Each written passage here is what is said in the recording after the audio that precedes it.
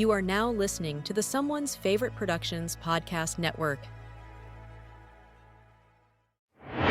Hey, movie lovers, I'm Pete Wright. And I'm Andy Nelson. We are the hosts of the Next Reel Film Podcast. If you're passionate about films like we are, you'll love our show. Each week, we dive deep into a movie, discussing everything from the story and performances to the cinematography and score. Not to mention budgets and awards. We have covered iconic series like Francis Ford Coppola's The Godfather trilogy, examining themes of power, family, and the dark side of the American dream. We've explored the works of groundbreaking directors like Catherine Bigelow, discussing her mastery of tension. We've looked at heist films, great car chases, great years in film, couples on the run, and more. Our discussions go beyond the surface, examining what makes each film tick. We believe that when the movie ends, the conversation begins. And we'd love for you to join that conversation. Find the Next Reel Film Podcast on your favorite podcast app or at thenextreel.com. The Next Reel. When the movie ends, our conversation begins.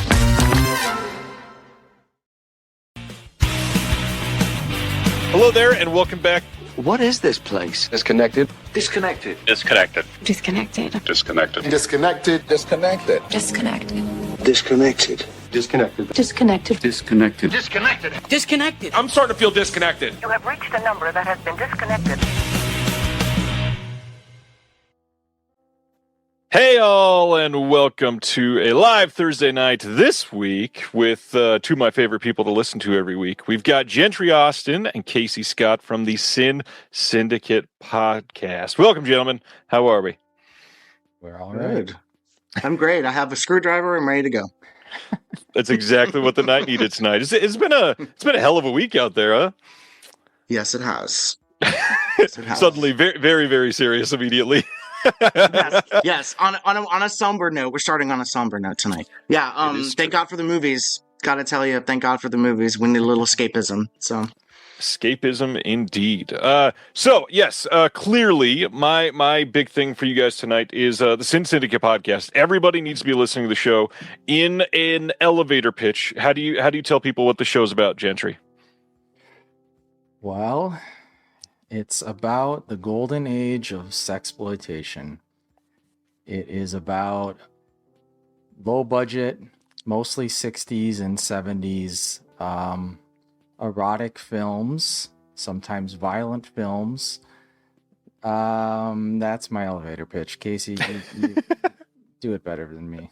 Oh, wow. Elevator pitch. Okay, so the elevator pitch is the Sin Syndicate. I would just read my little description that I have in our... yeah, you usually write intros, and you didn't write one tonight because you're off duty. So, yeah, his intros are perfect, and he always surprises us with them because I never know what they are until we start always great, yeah. So, and I always mute because my reactions would probably not be great. So yeah, an elevator pitch is like sexploitation is such like a loaded term. It covers a lot of territory, but yeah, we talk about the various figures in history behind adults only films of the 60s and 70s, mostly focus on America, but we've also taken jaunts over to Japan. And we'll probably do some more international trips in 2026. But we like to dive deep into movies. So essentially, I mean, one of our episodes on one movie could be like 2.5 hours because we like covering everything. We like talking about the filmmakers, where they are now, their weird backstories. Everyone has an interesting story.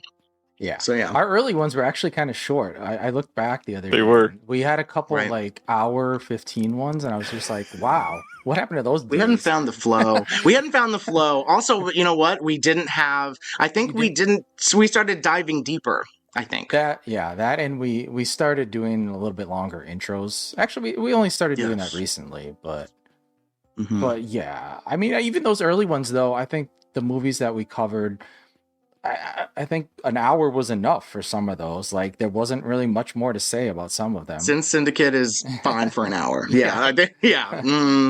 Rent a Girl, maybe 75, 80 minutes. Yeah.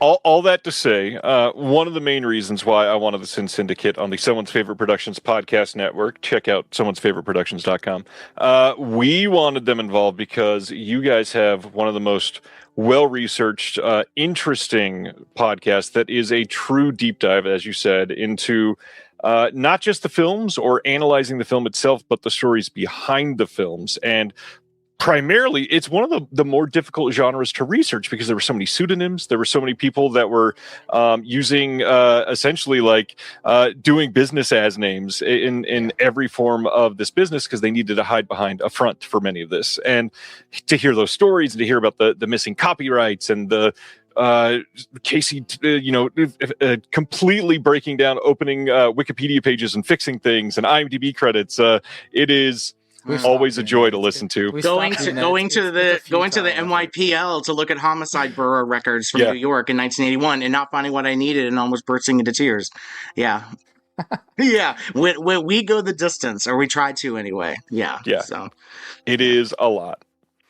It is a hell of a lot.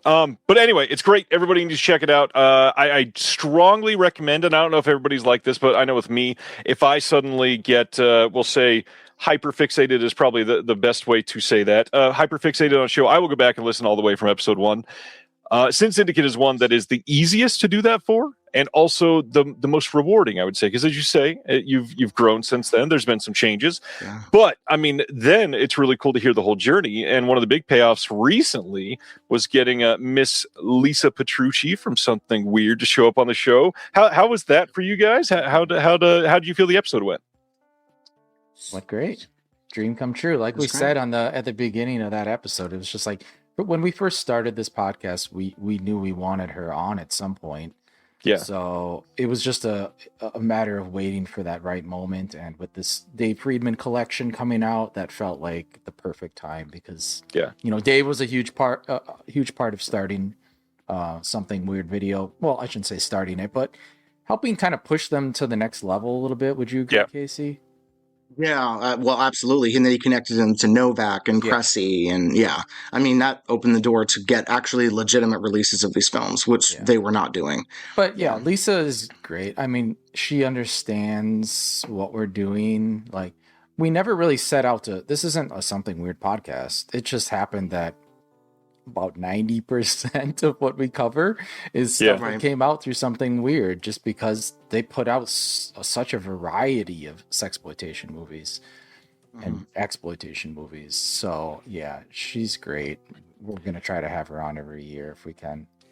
Well, and not to put you on the spot, Casey, you both talked about this on the episode, but I'd love to hear, especially you for a moment, why is Something Weird important to you? What did they mean for your history? Well, I mean, I was in high school when I started watching Something Weird. So part of it was the lure of the forbidden. That was like my introduction to dirty movies, was essentially like, oh, like space thing, that's sexy, And so even I knew I was gay in high school, but I was still like, oh, there's something very titillating and like forbidden about this stuff. Very much so, yes. I have my favorites that I lust after on the podcast frequently, like William Rotsler and Foreman Shane. The Rotsler love has been great. Love Rotsler. Oh my God. Yes, love Rotsler. I mean, once I started getting into Something Weird and I started watching movie after movie after movie, I just became fascinated with the catalog. I said, well, if everything I'm watching is interesting and is so different from one another, then I need to dive deep and just watch everything. So, our friend Chris from Two in the Pink, who says gay? Very much so. As the day is long. That's the other nice thing, like riffing off. Though I love Ushi, but like a lot of these movies are shorter, so you can blaze through a director's filmography pretty quickly. Some of them, except Sarno. Sarno is long, but Mahon you could probably do in like 12 hours, maybe. No, maybe a little longer. Don't even. I mean, I wouldn't recommend that'd be all. Yeah, I wouldn't recommend it. You will have brain damage. Yes. That would be a day. So we will dive deep into Sexploitation after the announcements tonight, and more about the show and more about the sex film industry as a whole. In terms of that was a weird way to say the word "whole" there. And as far as the sex film industry on physical media right now, we're going to talk about a handful of companies that you can buy stuff from, how things are doing, some odd trends, maybe for you, Ryan. Interesting. Yeah, okay, and I will try to answer them. But yeah, lots to cover tonight. First off, we talked about the Lisa thing. Anything else you guys would like to talk about coming up? You're in the middle. I should say you're in the middle of a big Q&A episode right now. Oh yeah. Yes, we're in the middle of it because we didn't have a choice. We ended up talking for 4 hours. Alex's fault. I blame Alex DeSanto. All three of us. I think it's because when you get the three of us together, yes, we love to talk. Yeah. With Gentry, it's Casey and Alex DeSanto, our unofficial third co-host, who I love to death. When we get together, it's a wrap. Like you can't give us a time limit. It will not happen. So yeah. So we got thank you, 2 Jeffrey. Come out next week. Jeffrey asked a question. I think we covered his. Yeah, so Jeffrey asked a question that's in part 1. His was the Howard Hughes one, which was actually a really good question. That's a good question. Yes, that was a good question. I will let that be a tease. If you want to know what the hell Howard Hughes has to do with Sexploitation, give our episode a listen. Right. Wonderful tease. Wonderful tease. Yes. Anything else coming up that you want to shout out? Well, Gentry, we don't need to say the names, but do we want to, we had some news today. I don't know if you want to reveal that. You don't want to? Okay. The facial change. Are we saving that for our show? Falling through, yeah, that makes sense. Oh, I don't know. I think listen, let's just say I'm scared of getting. You'll be hearing more from the Sin Syndicate in 2026 on some releases. I guess, we could just say that, this past week has been kind of crazy for us. Things really being announced that we kind of didn't know were going to be announced so fast. But I think we'll talk about that in a little bit. But yeah, I didn't know what the street date. I didn't know what the street date was. I was I don't even know. Yeah, Lisa's been kind of tooting our horn and supporting us just by throwing our name out there. Like, hey, if you want a commentary on something that nobody else is gonna do a commentary on, and they will. So I think we got some more commentaries coming. That's incredible. I'll have to ask you which one specifically after. Yes, we'll tell you. Well, I will. Gentry's superstitious, but I will say I think it's for Gentry and I. That's what I like about our podcast, not to glaze ourselves, but I like I like the fact that we can discuss movies that maybe seem like, well, this is so standard and this is so boring, but the stories about them are so interesting. I think for something like Hot Nights on the Campus, which we covered, or Less in the Flesh, the reviews of those on Letterboxd are not great, but they're made with such interesting people, and they star Gigi Darlene and other interesting actresses. Right. So, if something like The Sexploiters and Raw Love, which we're doing, maybe that's something that other people wouldn't find interesting enough to talk about. We had difficulty restricting ourselves to the running time of the movie. So that's always a good problem to have, honestly. As somebody that hires people for commentaries and edits their commentaries, that is such a better problem to have than I hired somebody for a commentary that's a 2-hour film. I got a file that was 23 and a half minutes. And I was like, I think you forgot something. He was like, this is all I got. Yeah. So, we've talked about that on the podcast. When one of the companies was talking to us about doing a commentary, they were like, just let us know, the different timestamps for when you need us to start your audio. I'm like, what do you mean? We're just going to talk through the whole thing. We're nonstop. Breaks. We're good to go. That's a commentary. That's what it should be. Right. That's what it's supposed to be. Right. Exactly. So we didn't take breaks. We powered right through. It helps that the movies are short, but then it is kind of okay, we need to hit this point before it ends. But I think we do pretty well, Gentry. If I do say so myself.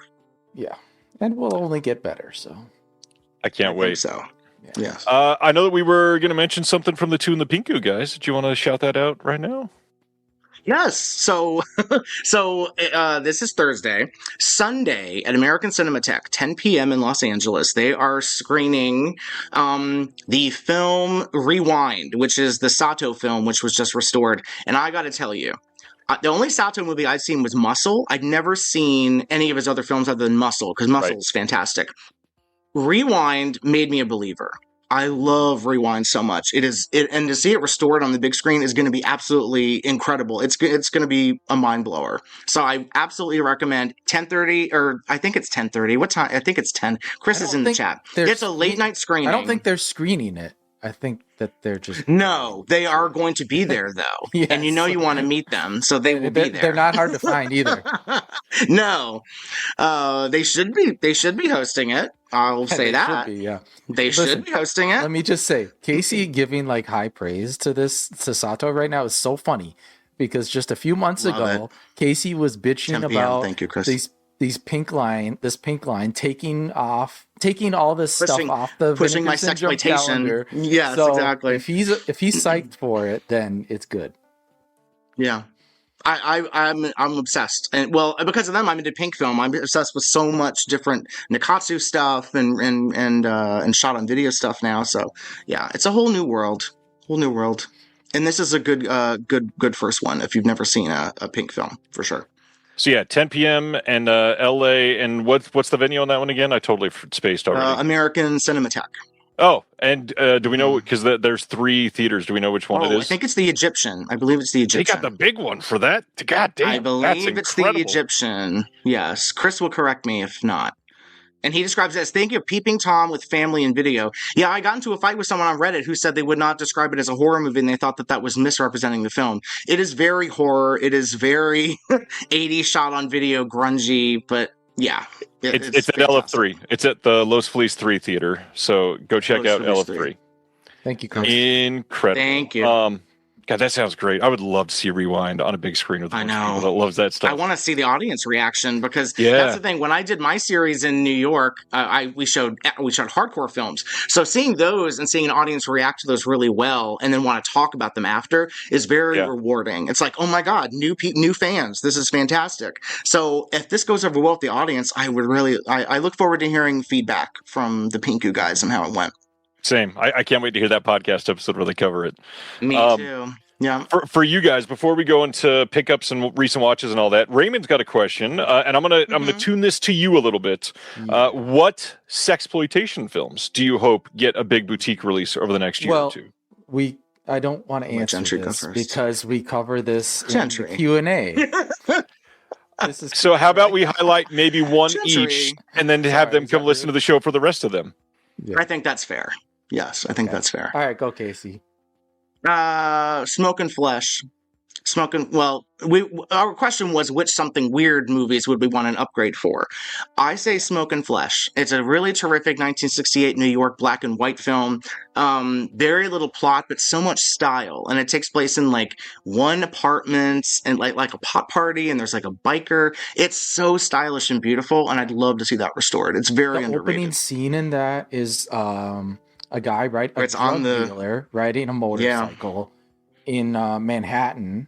Yeah. And this awesome garage rock song is playing. It's just it's so great. Good. If I could recommend if I could recommend something, a sexploitation film, that would probably be one of the top 5. It's just easy to get into. Yeah. But anyways, directed by Joseph Mangine, who became a very well-known cinematographer, and he wrote like the book on cinematography. So obviously very beautifully done film. Yeah. Well, on that note then, how about some pickups? I didn't tell mine. Oh, that's right. I thought you expected at the end there. I'm sorry. Well, Alex DeSanto is leading me with his comment there. Mm-hmm. So if you might have seen that AGFA did this Herschel Gordon Lewis Kickstarter, they're going to be doing a bunch of new restorations. Yep. And we are involved with the first one that was announced, The Pill, The Girl with the Body, The Pill, and Blast Off Girls. I want them to do Miss Nymphet's Zappin'. It's this absurd comedy film that Herschel made in the early 70s. And it's him doing a very sexy version of laughing, basically. The best, worst jokes you've ever heard. Casey's like, no, they're good jokes. Yeah. No, well, listen, they're bad, cast. But they're good. Yeah, it's funny because, great cast, and they're all having a blast. Like, when you're working in sexploitation, and at that point, when it's on the brink of hardcore, and you're just asked to show up, get naked, and do comedy, that's like a dream for like models like Debbie Osborne and Bambi Allen and Dixie Donovan. It's like, oh, I just need to take my clothes off and do like little skits. This is great. I'm here for get paid? And get paid. I mean, it's so much fun. It's just a lot of fun. And I that's another one. The Letterboxd reviews. Yeah, everybody's like, y'all need to get your act together because this just go with it. Just go with it. I feel like I say that for a lot of sexploitation, but seriously, just go with it. You know. And let me say, I posted a clip from that movie on my Instagram a long time ago, and Mr. Sean Baker retweeted it or reblogged it, whatever, and it blew up. And then I got all these weird followers, and then Instagram banned me. So I love you, Sean. Come back to us, please. But please don't. I don't know. I don't know what to say. Like, I don't know what happened. We got like all these weird followers, and then I think we got like on the algorithm's radar because of that. And weird. They saw some posts and they thought we were selling drugs or something. It was weird. Yeah. But anyways, selling. I did see. I saw because I put a hashtag in the comments. Drugs in one of my posts. Oh, don't do that again. Don't do that again. Because it was if you're looking for hashtag drug on the internet, it's for nefarious purposes. So don't do that. Yeah. That's like doing hashtag nudity. You're asking for it. Yeah. What are you doing? Hashtag sex. Don't do that. All right, yeah. Let's get into these pickups. All right. Well, so yeah. Let's do that. Yeah. Go ahead, Casey. What do you got? I know you got a bunch of show. No, because I saw because I have the comments going, which is probably against my. I probably shouldn't, but someone mentioned they also wanted to see Year of the Yahoo. I co-sign that. I love Year of the Yahoo. That one doesn't get enough love either. I think it's way better than This Stuff Will Kill You, which we got stuck with on the Arrow box set. Year of the Yahoo is terrific. Yeah. Yeah. All right. Pickups, Casey. Let's get into your stack. Oh, wow. Okay. Well, okay. So are we keeping it to 5? You can list 38 and we will all be excited. You know what I'm going to do? I'm going to stick to, no, I'm not going to stick to Sexploitation. Well, let's just say, if y'all haven't bought Hyena in the Safe from Cellular Dreams yet, you need to buy this. This is one of the releases of the year. Yes, this movie is so good. People talk about Forgotten Jolly. Most of the movies on those releases by Vinegar Syndrome are forgotten for a reason. This is a masterpiece. You need to buy this. Yeah. It's fantastic. The story about how the story behind the villa that they use is detailed in the special features and what's his name? The guy who runs Celluloid Dreams. I forgot his name. Guido Henkel. Guido. Yeah, he talks How about. How did I just remember that? That is such a specific. But it's great. It's Bruce, really fascinating. I love that movie too. Yeah. The villa is amazing. It's like a character in itself. It is. I also picked up. So Vinegar Syndrome had a sale, a partner month, and so I played catch up on Agatha stuff. So I got all the Doris Wishmans finally. Nice. But I also got Dracula the Dirty Old Man because our buddy Dennis Campa, Mr. Sexploitation, who we love and we've had on the show with his wife Melinda Bellis, does a commentary on this. I do enjoy this movie. Don't love it, but I enjoy it. I also finally got my Black Emanuel box set. And this, listen, Laura Gemser. I usually like a more full-figured woman, like Ushi or, more Zoptic women. Yep. Laura is my queen. I love Laura Gemser. So, excited to watch that. But the big one that I was excited about is in this brown wrapper, like a proper dirty movie. So, can you show this? My friend, I don't know if you can show this. I know there's no nudity on it. Okay. He's classy. What are you talking about? He's classy. Mark Murray is classy. So Mark Murray at Ultraflesh Archives did an incredible collection called Wild Heart, the Leslie Winston collection. It's limited 500, and he's running out of copies.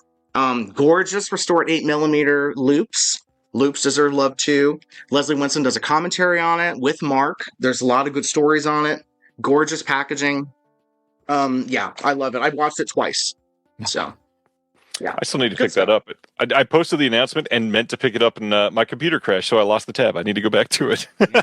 Yes, go back. Because, Mark has advised they're running low. And so when he sells out, he can move on to the next project. And he has a lot of interesting projects lined up for 26. So, once this one's done, move on to the next one. Yeah. He and I were messaging, and he is the real deal. He's got a lot of stuff in mind. Mark.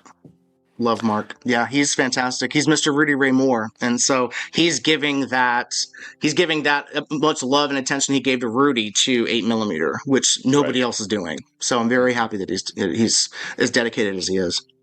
Cool. Mr. Austin, what have you been getting? That's it. That's it for you, Casey. All right. Seems like it. You know me. I could go on forever. I'm restricting myself. We got a lot to cover. Let me fly through these. All right. Yeah. This was a Casey recommendation. So we went. Oh, the Kidnapped Poet is good. This was Casey's very first Something Weird video. Axe was the first one I bought when I was 13 years old. Yep.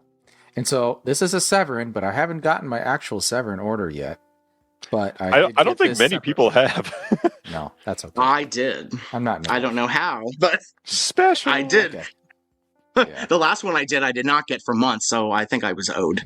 I haven't seen Kidnapped Coeds either, and I'm really curious to hear this. Good. I don't know anything about Frederick Friedel. Is that how you say it? I know there's a good story there, but go in blind, knowing as little as possible. Anything. Yeah. They're so great. They're so good. So and those were rescued from Novak. So those are a rare major reason to celebrate on disc. Right. Novak gets covered a lot on the podcast, by the way. For better or worse, in positive and negative ways. Yes. Yeah. Anyway, I just want to say, everybody was psyched about the VS and the Severin sales. You know where the real deals were? MVD. This whole stack is pretty much from MVD. Love MVD. Yeah. Look at this. Even Miss Lisa's here watching. Miss Lisa. Oh, Lisa, the real queen. The real Lisa. Queen. None of us would be here if it wasn't for Lisa, and I've told her that. Literally wearing her shirt. Yeah. Okay. I need to have Lisa on my show too at some point. Yes, Bruce. I have to say, remember when I lived at home and you lived in Maryland? We never met, but we did talk on the phone 25 years ago. Yes, I don't. So we've known each other for a quarter century, Bruce. How old do you feel now? Yeah. And it's a solid question. Yeah. OGs. Yeah. OGs. The OGs. Yeah. We got What the Peeper Saw. Nice. I've never seen that.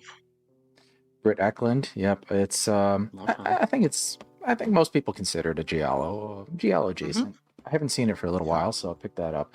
And then I'm gonna. Where did we go? So we talked about Hiding in the Safe. I also got Gestapo's Last Orgy. This was like $9.99. It was so cheap the other day. Wow. Yeah. Because people don't want to buy it because they're scared. Yes. Anything I with do like a Nazi that one. symbol, they're like, oh my God, I can't buy something with a Nazi symbol on it. You can't buy them on Amazon. You have to buy them direct from the distributor. Yeah. Yeah. Like, guys, you're not endorsing Nazism when you buy a movie about an exploitation movie. But yeah, there's so it's quite good.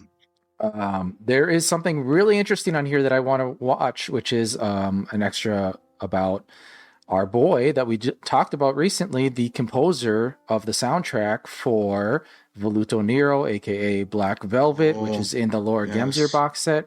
There is a Remembering Alberto Baldin Bembo special feature on here, which I need to watch ASAP because it's relevant to something I am working on.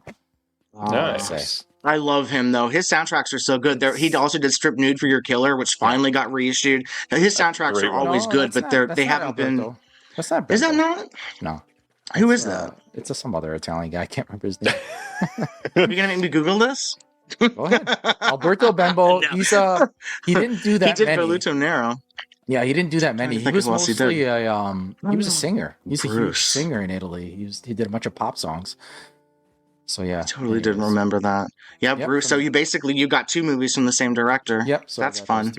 I'm trying to fly through here. Underrated director. I hate this movie, but I bought it because I'm going to see if I can change my mind.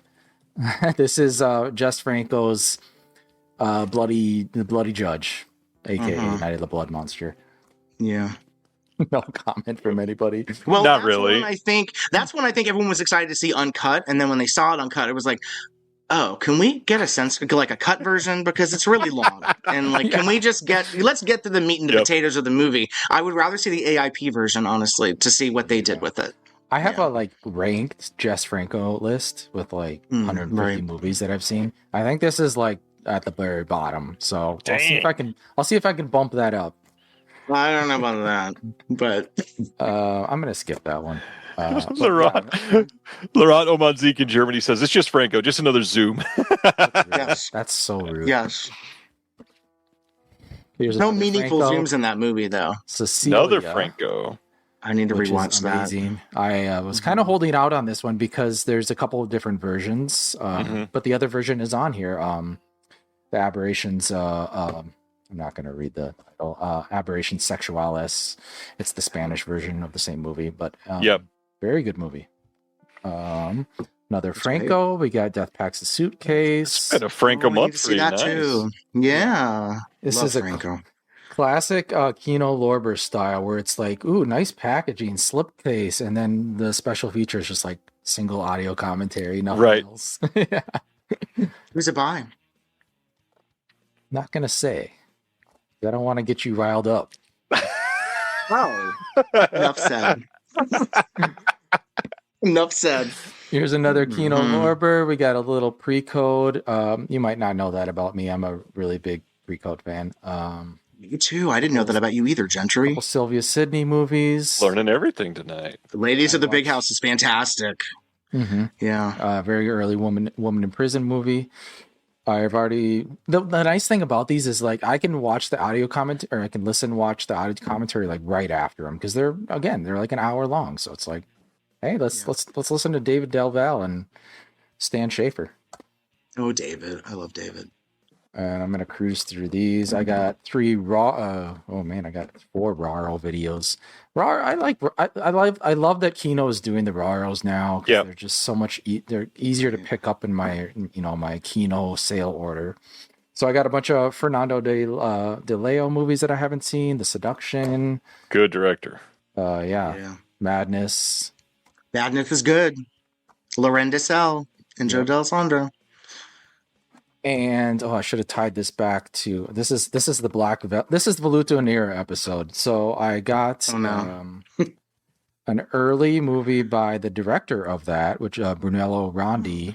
Super interesting guy. If you want to go through an interesting filmography, go through Brunello Rondi's, which is everybody knows him for The Demon. You probably heard that, or it was in the full core box set.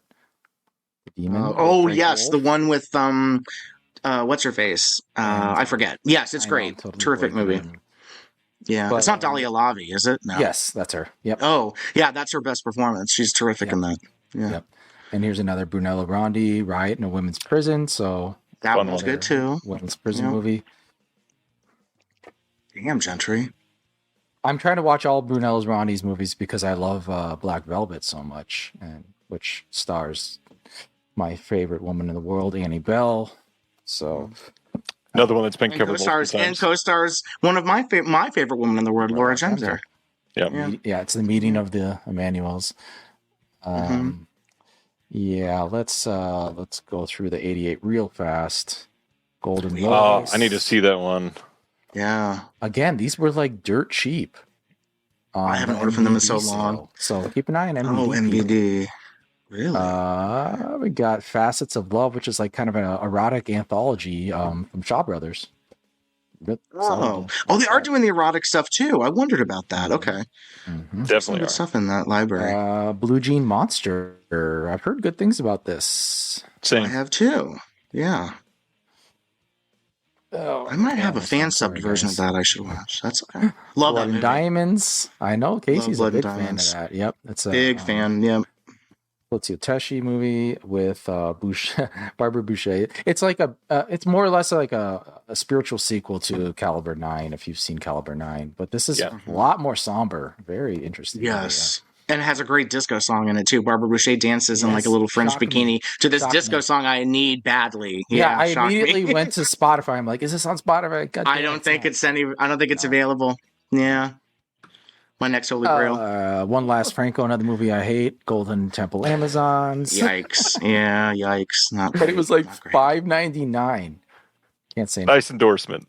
Yes, I could still say no to $5.99. I could buy. I'm sorry, was that long? I'm done. I could buy a Colt 45 for that. That's true. I would rather have the Colt 45. So knowing it was you two, I planned on pulling out a couple things that are going to be way out of left field compared to all of that. So specifically, I am a marching band kid at heart, and I got the Aquabats Super Show in. And the Aquabats is an incredible ska band, and this is like the Mighty Morphin Power Rangers kind of like. It's great. It's so much fun. I got in the Godzilla -1 Deluxe Edition. This thing is beautiful, and most of it is only in Japanese and cannot be read. That's kind of, like you know what? 10 versions in the of that pink now, world, and that's like that too. Yep. 10 like weird unofficial versions of that, and there's still no U.S. release. No, that's a U.S. release. This is from the U.S. It's just in Japanese for most of it. Yeah. There's a handful of U.S. releases of it, funny enough. And then this, coming from the Disconnected Discord, this has been a big talk of recent major releases, and just want to show people this in person. The Wrong Turn German 4K media book box set is ludicrous. Wow. Why would you do that? I didn't know you were a masochist also, Ryan. Sometimes, yes. Sometimes. Learning a lot about you today. Speaking of that, two things. Love the first one, but yeah, I haven't seen the sequels. Two things left to show that I'm a little less of a masochist. One is the brand new issue of the Physical Media Advocate just came out this week. We're going to talk about that tonight. Love this cover. Brand new Mad Max Fury Road cover. Great cover. And then this book, The Dark Side of Disney. Found this and knew that I had to have it. It is by Leonard Kinsey, as you can see there. Some really, I probably should not flip through most of this, actually. There's a... Oh, really? Yes. Bear Manor Media? It is not Bear Manor. This is Bamboo Forest Publishing. Interesting. Okay. And it's there will be more to come on that book itself. But yeah, that is The Dark Side of Disney and all my pickups for this week. Well, other than what you're covering on the podcast, what have you been watching lately, Gentry? Oh, yes. I think I said this on the podcast as well. Like, I feel like I'm in my Sam Deegan mode where everything I'm watching is like related to something I'm researching or working on Same. that I don't want to talk about or can't talk about. But let me whip up. Oh, what I have been watching is kind of a break. Is I've been going through a bunch of the Joe D'Amato like late 80s, 90s film raj stuff he did, kind of like the erotic thrillers that everybody seems to hate or just hasn't seen. This is crazy because people will simp for Ghost House like it's like good. The Hyena. I haven't seen that. I need to see that. I do need to see. Like he did. We're on the disc. Check it out. It's great. Damn. Okay. Oh, I see. You're promoting yourself. Well, so you wouldn't be on the release of something that's bad, right? I mean, you'd be on some only releases of something that's good. Yeah. I gotta say, I find it a personal achievement that I found a way in a visual essay to put in a video of two hyenas fucking, and I can die now. Oh, funny. Wow. I want to see the rest of your bucket list because that's why I said it. That's really wild. Well, anything else, Gentry? He did like the 11 Nights, 11 Days, 11 Nights, which was like a big movie for him. 88 Films just did the second one. It's such a funny series because the second one is actually like the third one, and the fourth one's like came out before that. Yeah, it's one of those series that like took off so much that they were just like, we got to label everything 11 Days, 11 Nights, even though it's not related. But no, I am having a lot of fun. I love Joe D'Amato. He's a working class artist. That's all I'll say. Like go ahead and watch his like period dramas from the 80s and you'll see like he's a talented guy. He's got an eye, that's for sure. I don't put up with any Joe D'Amato slander. No, neither do I. I think he's great. I mean, there are definitely movies where it seems like he's slumming, but he doesn't phone it in technically. Right. I think his cinematography is always good. Like, I mean, I think people keep forgetting that he shot like, he directed Death Smiles at a Murderer, and then didn't he shoot Solange? What have you done to Solange? Wasn't he the cinematographer of that? I mean, stunning movie. So yeah, I don't think he gets enough credit. Yeah. I could go on about Joe, but yeah. What about you, Casey? Anything you've been checking out?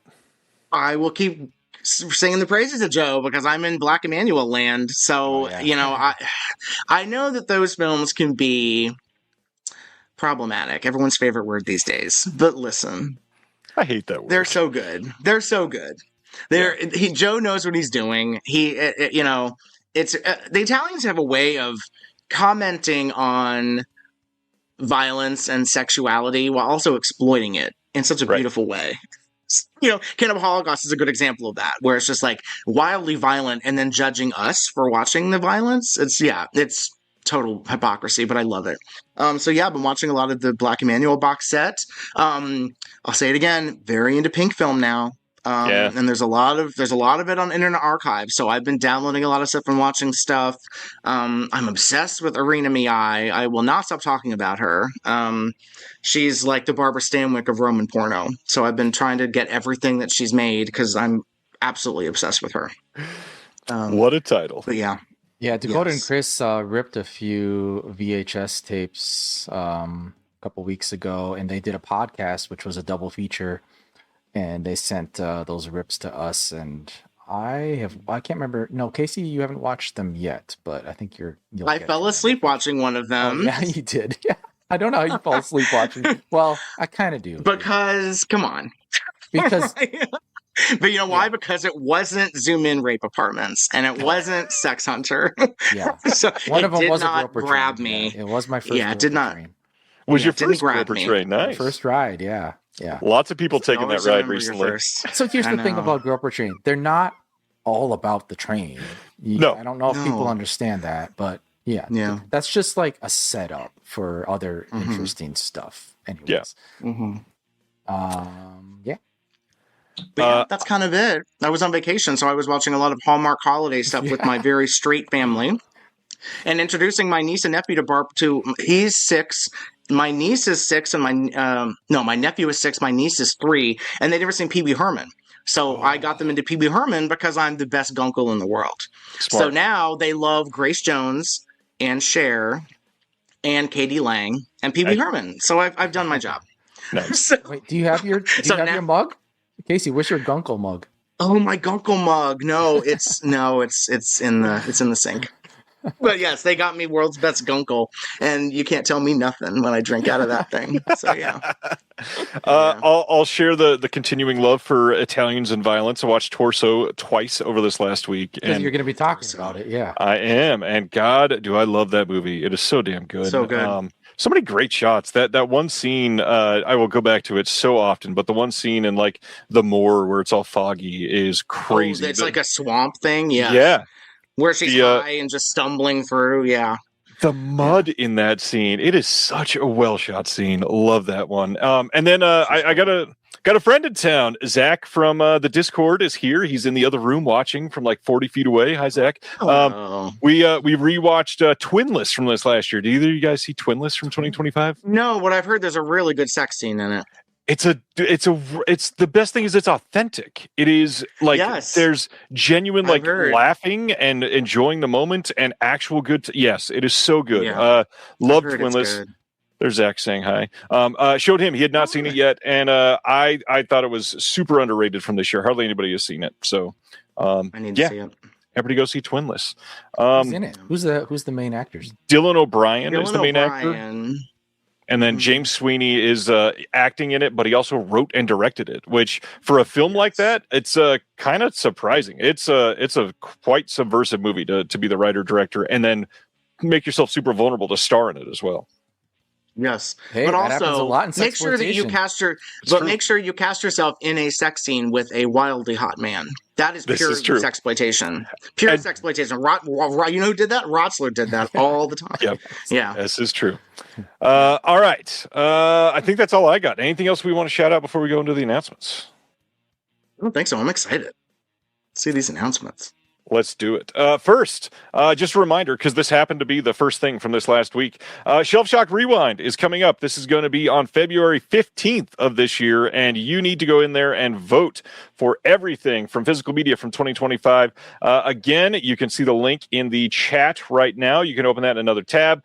You will be able to go and vote for the entire month of January. It closes on the 31st, and there's everything from best restoration to like best commentary, best visual essays, best label, all of these things that you want to vote on. And on every single option, there's a write-in. So if you don't like any of the ones that were nominated, you can write in something else. There's a couple that have gotten a little bit of groundswell of support in the write-in. So I think for the first time in a couple of years, we have an opportunity to maybe see a write-in overtake some of the nominations, which is interesting. Because how do you guys feel about 2025 overall in physical media? Anything that impressed you last year? Yeah, well, I think Severin continues to knock it out of the park. Yes, I think they're like my favorite company, and I don't even work for them. I'm not even kissing ass.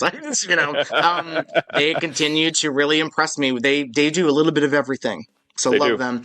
I will continue to advocate for Celluloid Dreams. And the way that they only release a few releases a year, and there's so much care put into them. And Mondo Macabro, I think Mondo Macabro is always they are always digging in and discovering stuff that I've never heard of, and I know it's going to be good.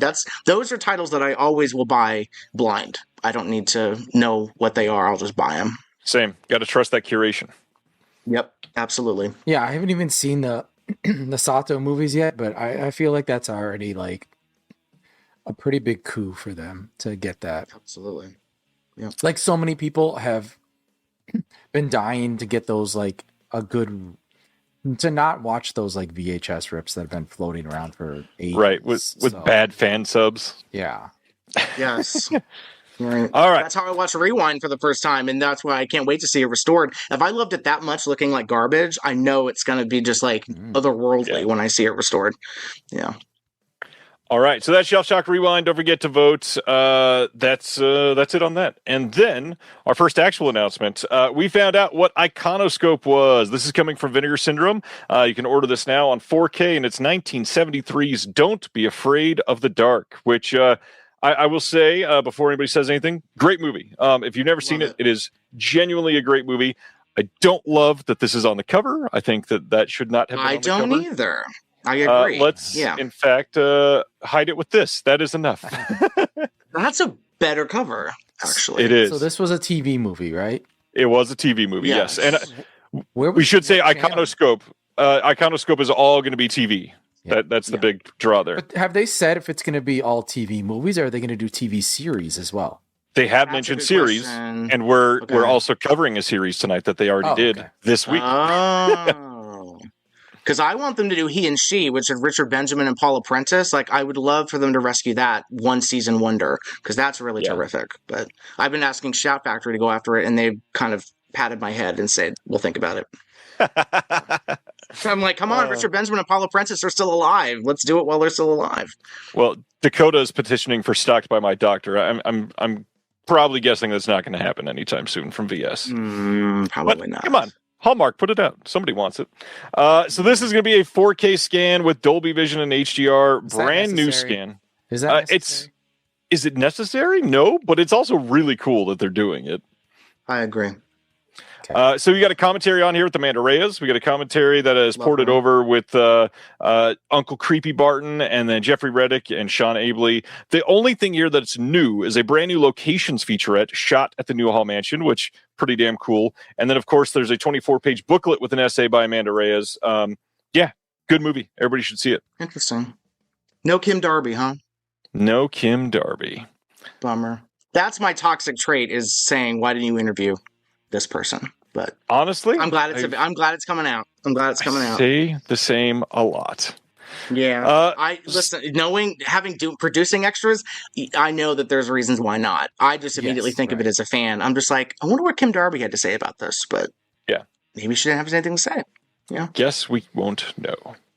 So the next thing, New Wave Video out of Australia, who is a fairly new label. They have announced that they are coming out with a side label so that you can still feel some curation from their two lines that they're doing. And this side label is going to be called Nami Films. Nami is the word wave in Japanese. And so what they're doing, this is going to be connected to the new wave spirit of the label already. And it's dedicated to carefully curated deluxe editions of exceptional Japanese drama dramas, coming-of-age films, comedies, and long-overlooked gems. I do like that they are separating these, even though they're new. I think that it's kind of important to set up your people looking at the label for curation and the idea of what they can expect. And so I don't think this is a bad idea. I think this will be nice. And we're going to talk about their first title on this fairly soon. Yeah. So no Japanese erotic films. I noticed they didn't say that. Actually, they did make sure that they said New Wave Video will continue to be the home of extreme and transgressive cinema, including horror genre, erotic, noir, controversial works, and more. So, hence the heart means like these are more romantic, like dramas, coming of age, comedies, and that's why they're separating them. Some people are going to want to stick to one and not the other. Yeah. Right.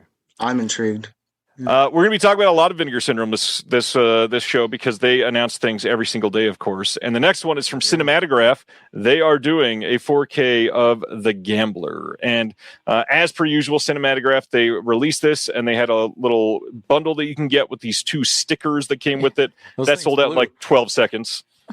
I'm sorry. Stickers sold out? Yes. The sticker bundle with this film sold out literally in like less than 5 minutes. Okay. Mm-hmm. It is interesting. Wild. Okay. I got a bridge to sell you in Brooklyn. That's really crazy, but okay. The Gambler on 4K for the first time in the world. We got a new audio commentary by Glenn Kenny. We've got a bunch of archival stuff on here. New video interview with film programmer Eric Hines. We got a new video essay from Sam Deegan comparing the 74 original and the 2014 remake. We've got some other archival extras that are on here, and then a full 26-minute interview between James Caan and Charlie Rose from 1996. 2-hour-long audio interview with the filmmaker recorded in 91. Book of new essays by Aisha Harris, Jordan Hoffman, Adam Naiman, and Scott Tobias. How do you guys feel about The Gambler? I love James Caan. Like, he's great. I actually just saw Thief for the first time last year, and I don't know why I had my head buried in the sand about Thief for that long. 40 years of my life. Bruce, you're probably right. It is confirmed. Absolutely true. Yes. And someone else in the chat mentioned that they might have preferred to see this from Fun City Editions. I feel like there's a lot of overlap between those two companies and the product that they do. Mm-hmm. And I mean, I love both of them, but I've never seen this movie, but I like what Cinematograph or Cinematographe, that accent is there, I think. The accent's on the middle E, actually, not the end. It is pronounced Cinematograph. Cinematograph. Okay. Sort of like it's Melicine. Their specialization is American films, too. Yes. And it's a French word. Yes. Listen, I know some tea about some nonsense with this company and Distropix, but we're not going to discuss that. Well, maybe after we will. Well, he wouldn't have said that if he wasn't drinking. He wouldn't have said that. Yeah, just all right, crazy. Not great, but I do love them. I love what they're doing because these are films that I want to see restored. So I hope they get some more able for our movies. Let me just say that. Yeah, I'm good. I'm serious. Why are you laughing? Just the response of the chat and everything. This is a good time already. Let's keep going. Speaking of the French. Coming soon on Blu-ray from Kino Lorber is Shock from 1982, and in France, Le Choc. This is starring Alain Delon and Catherine Deneuve. This is supposedly pretty good. I've not seen this one. Are either of you super into French films? I love both of them, even though they're both canceled, even though one of them is dead. Double canceled. I love double canceled. No, I'm very into this. I think Alain Delon is very underrated, like French action guy for some reason. No, I'm very intrigued. This is not one that I'd blind buy, but I definitely would want to, dig more into it to see what it is. Yep. Curious to see this one. And next up, let's talk more about Pink films. So the third release from the Pink line from Vinegar Syndrome is Hisayasu Sato Volume 3. This is going to include, we got 3 films again this time, and this one is Let me zoom in so I can remember it. Kyrie Ellison tells the story of a socially isolated medical researcher. Then we've got Rafu Rashia. It's probably said wrong. And then we've got Turtle Vision. We got commentaries with Jasper Sharp, Pierce Conran, and James Marsh, and Amber T. We got an interview with Sato on all of them. And then we've got Shinjuku with Hisayasu. That is 27 minutes long. 40-page book with essays by the one and only Dakota Newt, who's in the chat right now. Hi, Dakota. Shout out. Yes, cannot wait. Amber T and Fred Barrett are all in here. Casey, you said you hadn't seen any, or you hadn't seen any of the new releases. And then Gentry, you hadn't seen any Sato yet. Was that right? Mm-mm. Haven't seen a Interesting. Gentry, I'm telling you right now, blind buys. I'm sure. Yeah, I'm sure I'll just love blind it. buys automatically. I just haven't done it yet. Yeah. Automatically. And, I mean, those are ones that I would recommend without hesitation. Dakota always tells Dakota and Chris are always like, they make grown white men cry. So that's me. I think straight white men cry probably. Right. I didn't cry. You didn't I cried a female leopard though. That's another Pink film that I loved. I did cry at the end of that. No. So but Pink Dakota's film can in the Dakota's in the booklet, and finally they're representing him in these Sato sets. It's been too long coming. Excited about that. The first of many, I hope. Yeah, I'm eager about these. Just so everybody's aware, because I saw people asking Justin questions about this pretty much everywhere, all over the internet when this was announced. A few things. So there are still many more Sato collections coming, literally many. It's not just limited to 3. There will be many more. The other thing is there will be others. There will be some variants in these releases. I know we've seen 3 in a row, which if you're new to all this, that might be a little intimidating. However, Sato is like the long sought after gem for Pink films. And so this is kind of like, oh my God, look what we did. You need to have them now, which is crazy. And then, of course, with Sato, everybody's asking about, well, we got to get muscle right. And all Justin kept saying in response to that is patience. So to me, that says it is absolutely coming.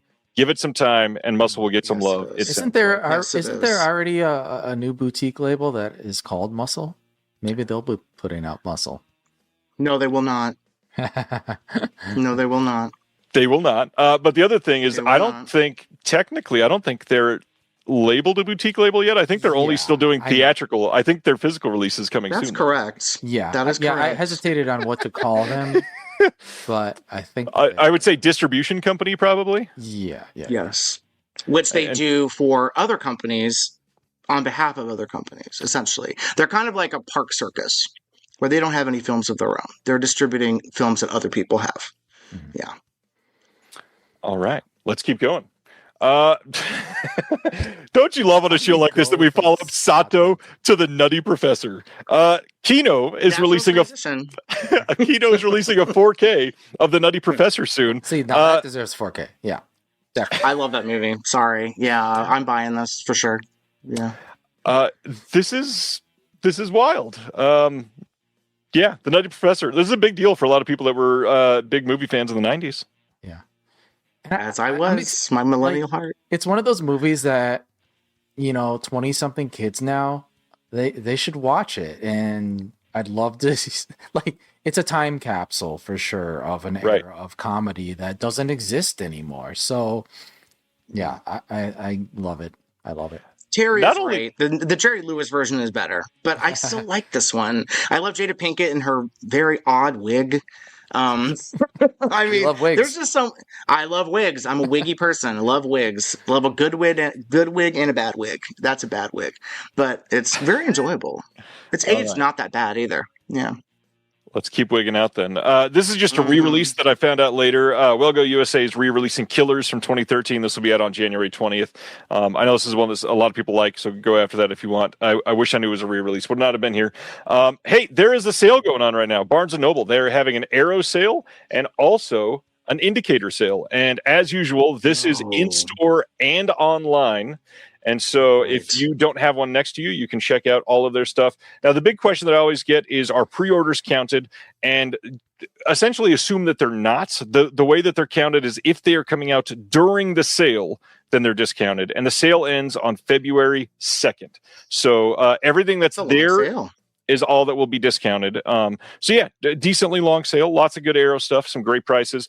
And then if you're an Amazon person, they are pretty much price matching everything. So Not a fan. either way, not a fan, Ryan. I'm sorry. of what? You know what Indicator, happened to me? Amazon, Arrow. The Arrow Barnes and Noble. I'm not a fan because I ordered American Gigolo through Barnes and Noble, and I just got like the most basic release. I didn't get the booklet with it. There's no. Oh, it was the That standard. is true. It was the super That is true. duper standard, even though the website said it was like, whatever they label it as, special edition or Right. That might have been why, and it could have been Arrow's fault, because after the limited edition sells out, they sell Limited, a yeah. special edition, and the Correct. special edition is literally just the standard, and it's Yeah. ridiculous that they call it that. they're That's tricky. what happened to me They trick with Mill of the Stone Women, The House That Screamed, the Laraz collection. I came home and I was like, let me check DVD Compare. I was like, are you Yeah. kidding me? What did I do? Yeah, I usually deep research this stuff. I have Google Docs up the wazoo of stuff, and that was, But I do need to go on. get the Perfume of the Lady in Black from Indicator and some Yep. of those roll-ons that are now out of print if they still have copies. So Yeah. yeah. I looked for the Perfume of the Lady in Black. Sometimes Amazon has the indicators for like ridiculously cheap prices. Yep. And I know right now they have a bunch of the Berlin ones pretty cheap, and I looked and they don't even have perfume listed at all. So that might just Which be I one of need those because that- that Raro one is terrible. So Well, that's why it's a UK only release. That's why it's not on Amazon here or Barnes and damn. Noble. Okay. Interesting. Oh, because Raro still has US, right? Yeah. Great. Thanks, Raro. Yeah. So speaking of TV series, we mentioned this earlier. The second Iconoscope release is a Blu-ray release of The Veil from 1958, and this was a Something Weird video thing. This is something that Mike Franey was able to save way back in the day. This is the Boris Karloff starring series that was from 1958, and there's a lot of stories behind this one. So very curious to check out everything on this. There includes on here the complete series of The Veil, newly scanned and restored in 4K from 16 millimeter and 35 millimeter negatives. Those are what literally Mike was able to find way back when and got those restored. 4 episode commentaries with Tom Weaver. We got an interview with Sarah Karloff, the daughter of Boris Karloff. We got an interview with Barbara Bibas Montero, daughter of the Veil creator Frank Bibas. We've got the original Telephone Time version and the previously lost The Veil version, hosted by Boris Karloff. There's a horror-tinged episode of Schlitz Playhouse, long believed to be lost, starring Boris Karloff. There is a commentary on that with Amanda Reyes, plus a 24-page booklet with an essay by Tom Weaver. There's a lot here. If you are a Boris Karloff fan, this feels like a definitive release for something that is likely not ever going to come out in any other format from anyone else. So check it out. Yeah. I think the extras are going to be the best part of that because the series is not great.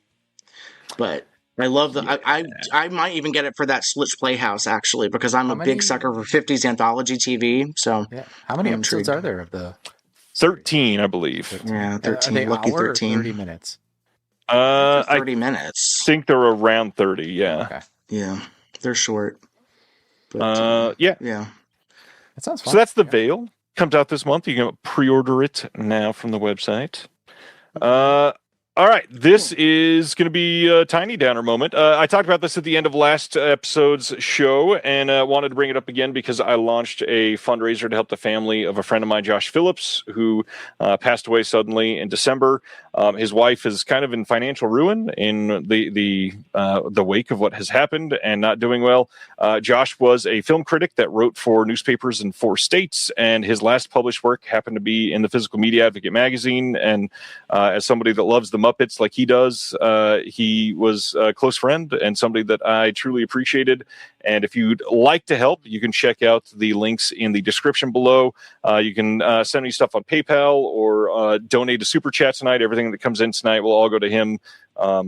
Most of the stuff that comes in through this is donated in some way or another anyways, but their family needs it. Robin is somebody that is crushed. I want to shout out to Deaf Crocodile is giving all of the donations through their website this month to the family. And it means so much to see everybody respond. So thank you to everybody that's donated so far. Next up, this last year, Richard Linklater put out 2 films, and Blue Moon is getting a Blu-ray release through Sony Pictures Classics. No extras on this. How do you guys feel about Linklater? I like Linklater. Inconsistent, but yeah, I like him. Waking Life, man. When I was 16 Waking years Life. old, Waking Life like blew my mind. Yeah. I wanted to lucid dream like every night after that, and I did. I did it a few times, but that's another story. That's for a different podcast. Yeah. I loved Blue Moon. Did either of you see Blue Moon last year? No, I wanted to. I heard it was really good. I love Ethan Hawke. Really? So yeah. He is legendary in this movie. So fresh. Good. Great. Says right there, it's fresh. It is quite fresh. God, I hate Rotten Tomatoes. Fresh. I can't trust them. They, I feel at this point there's a lot of mid movies that are getting guaranteed fresh, and I think it's because everything else is so bad that anything mediocre is like amazing. It's like let's raise the standards again, please. Yeah, but I'm dying to see this. I love Linklater and Hawke, and also Margaret Qualley. I like her a lot too. Yeah, so. People are saying Linklater's on a new kind of on a roll here. So for sure, I'm curious. Next, another film from this last year, Good Boy, getting a Blu-ray from Shudder on March 17th. Just a reminder for everybody that's a kind of format whore and stickler for 4K. This is getting a Visions home video 4K release in the UK, so you might want to get that one instead of this. You can get that at like Diabolic and Atomic and all those other stores that are selling retailers items here in the US. So the dog is possessed? Is that what this movie's about? No. No, this is essentially a horror film from the POV of a dog. Like it's scary because the dog doesn't know what is happening. Basically, yeah.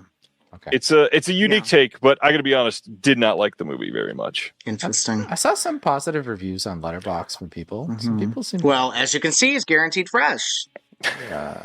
So what do you know, Ryan? From the ever trusted Rotten Tomatoes. Thanks. I know. Well, we sell this. So my day job.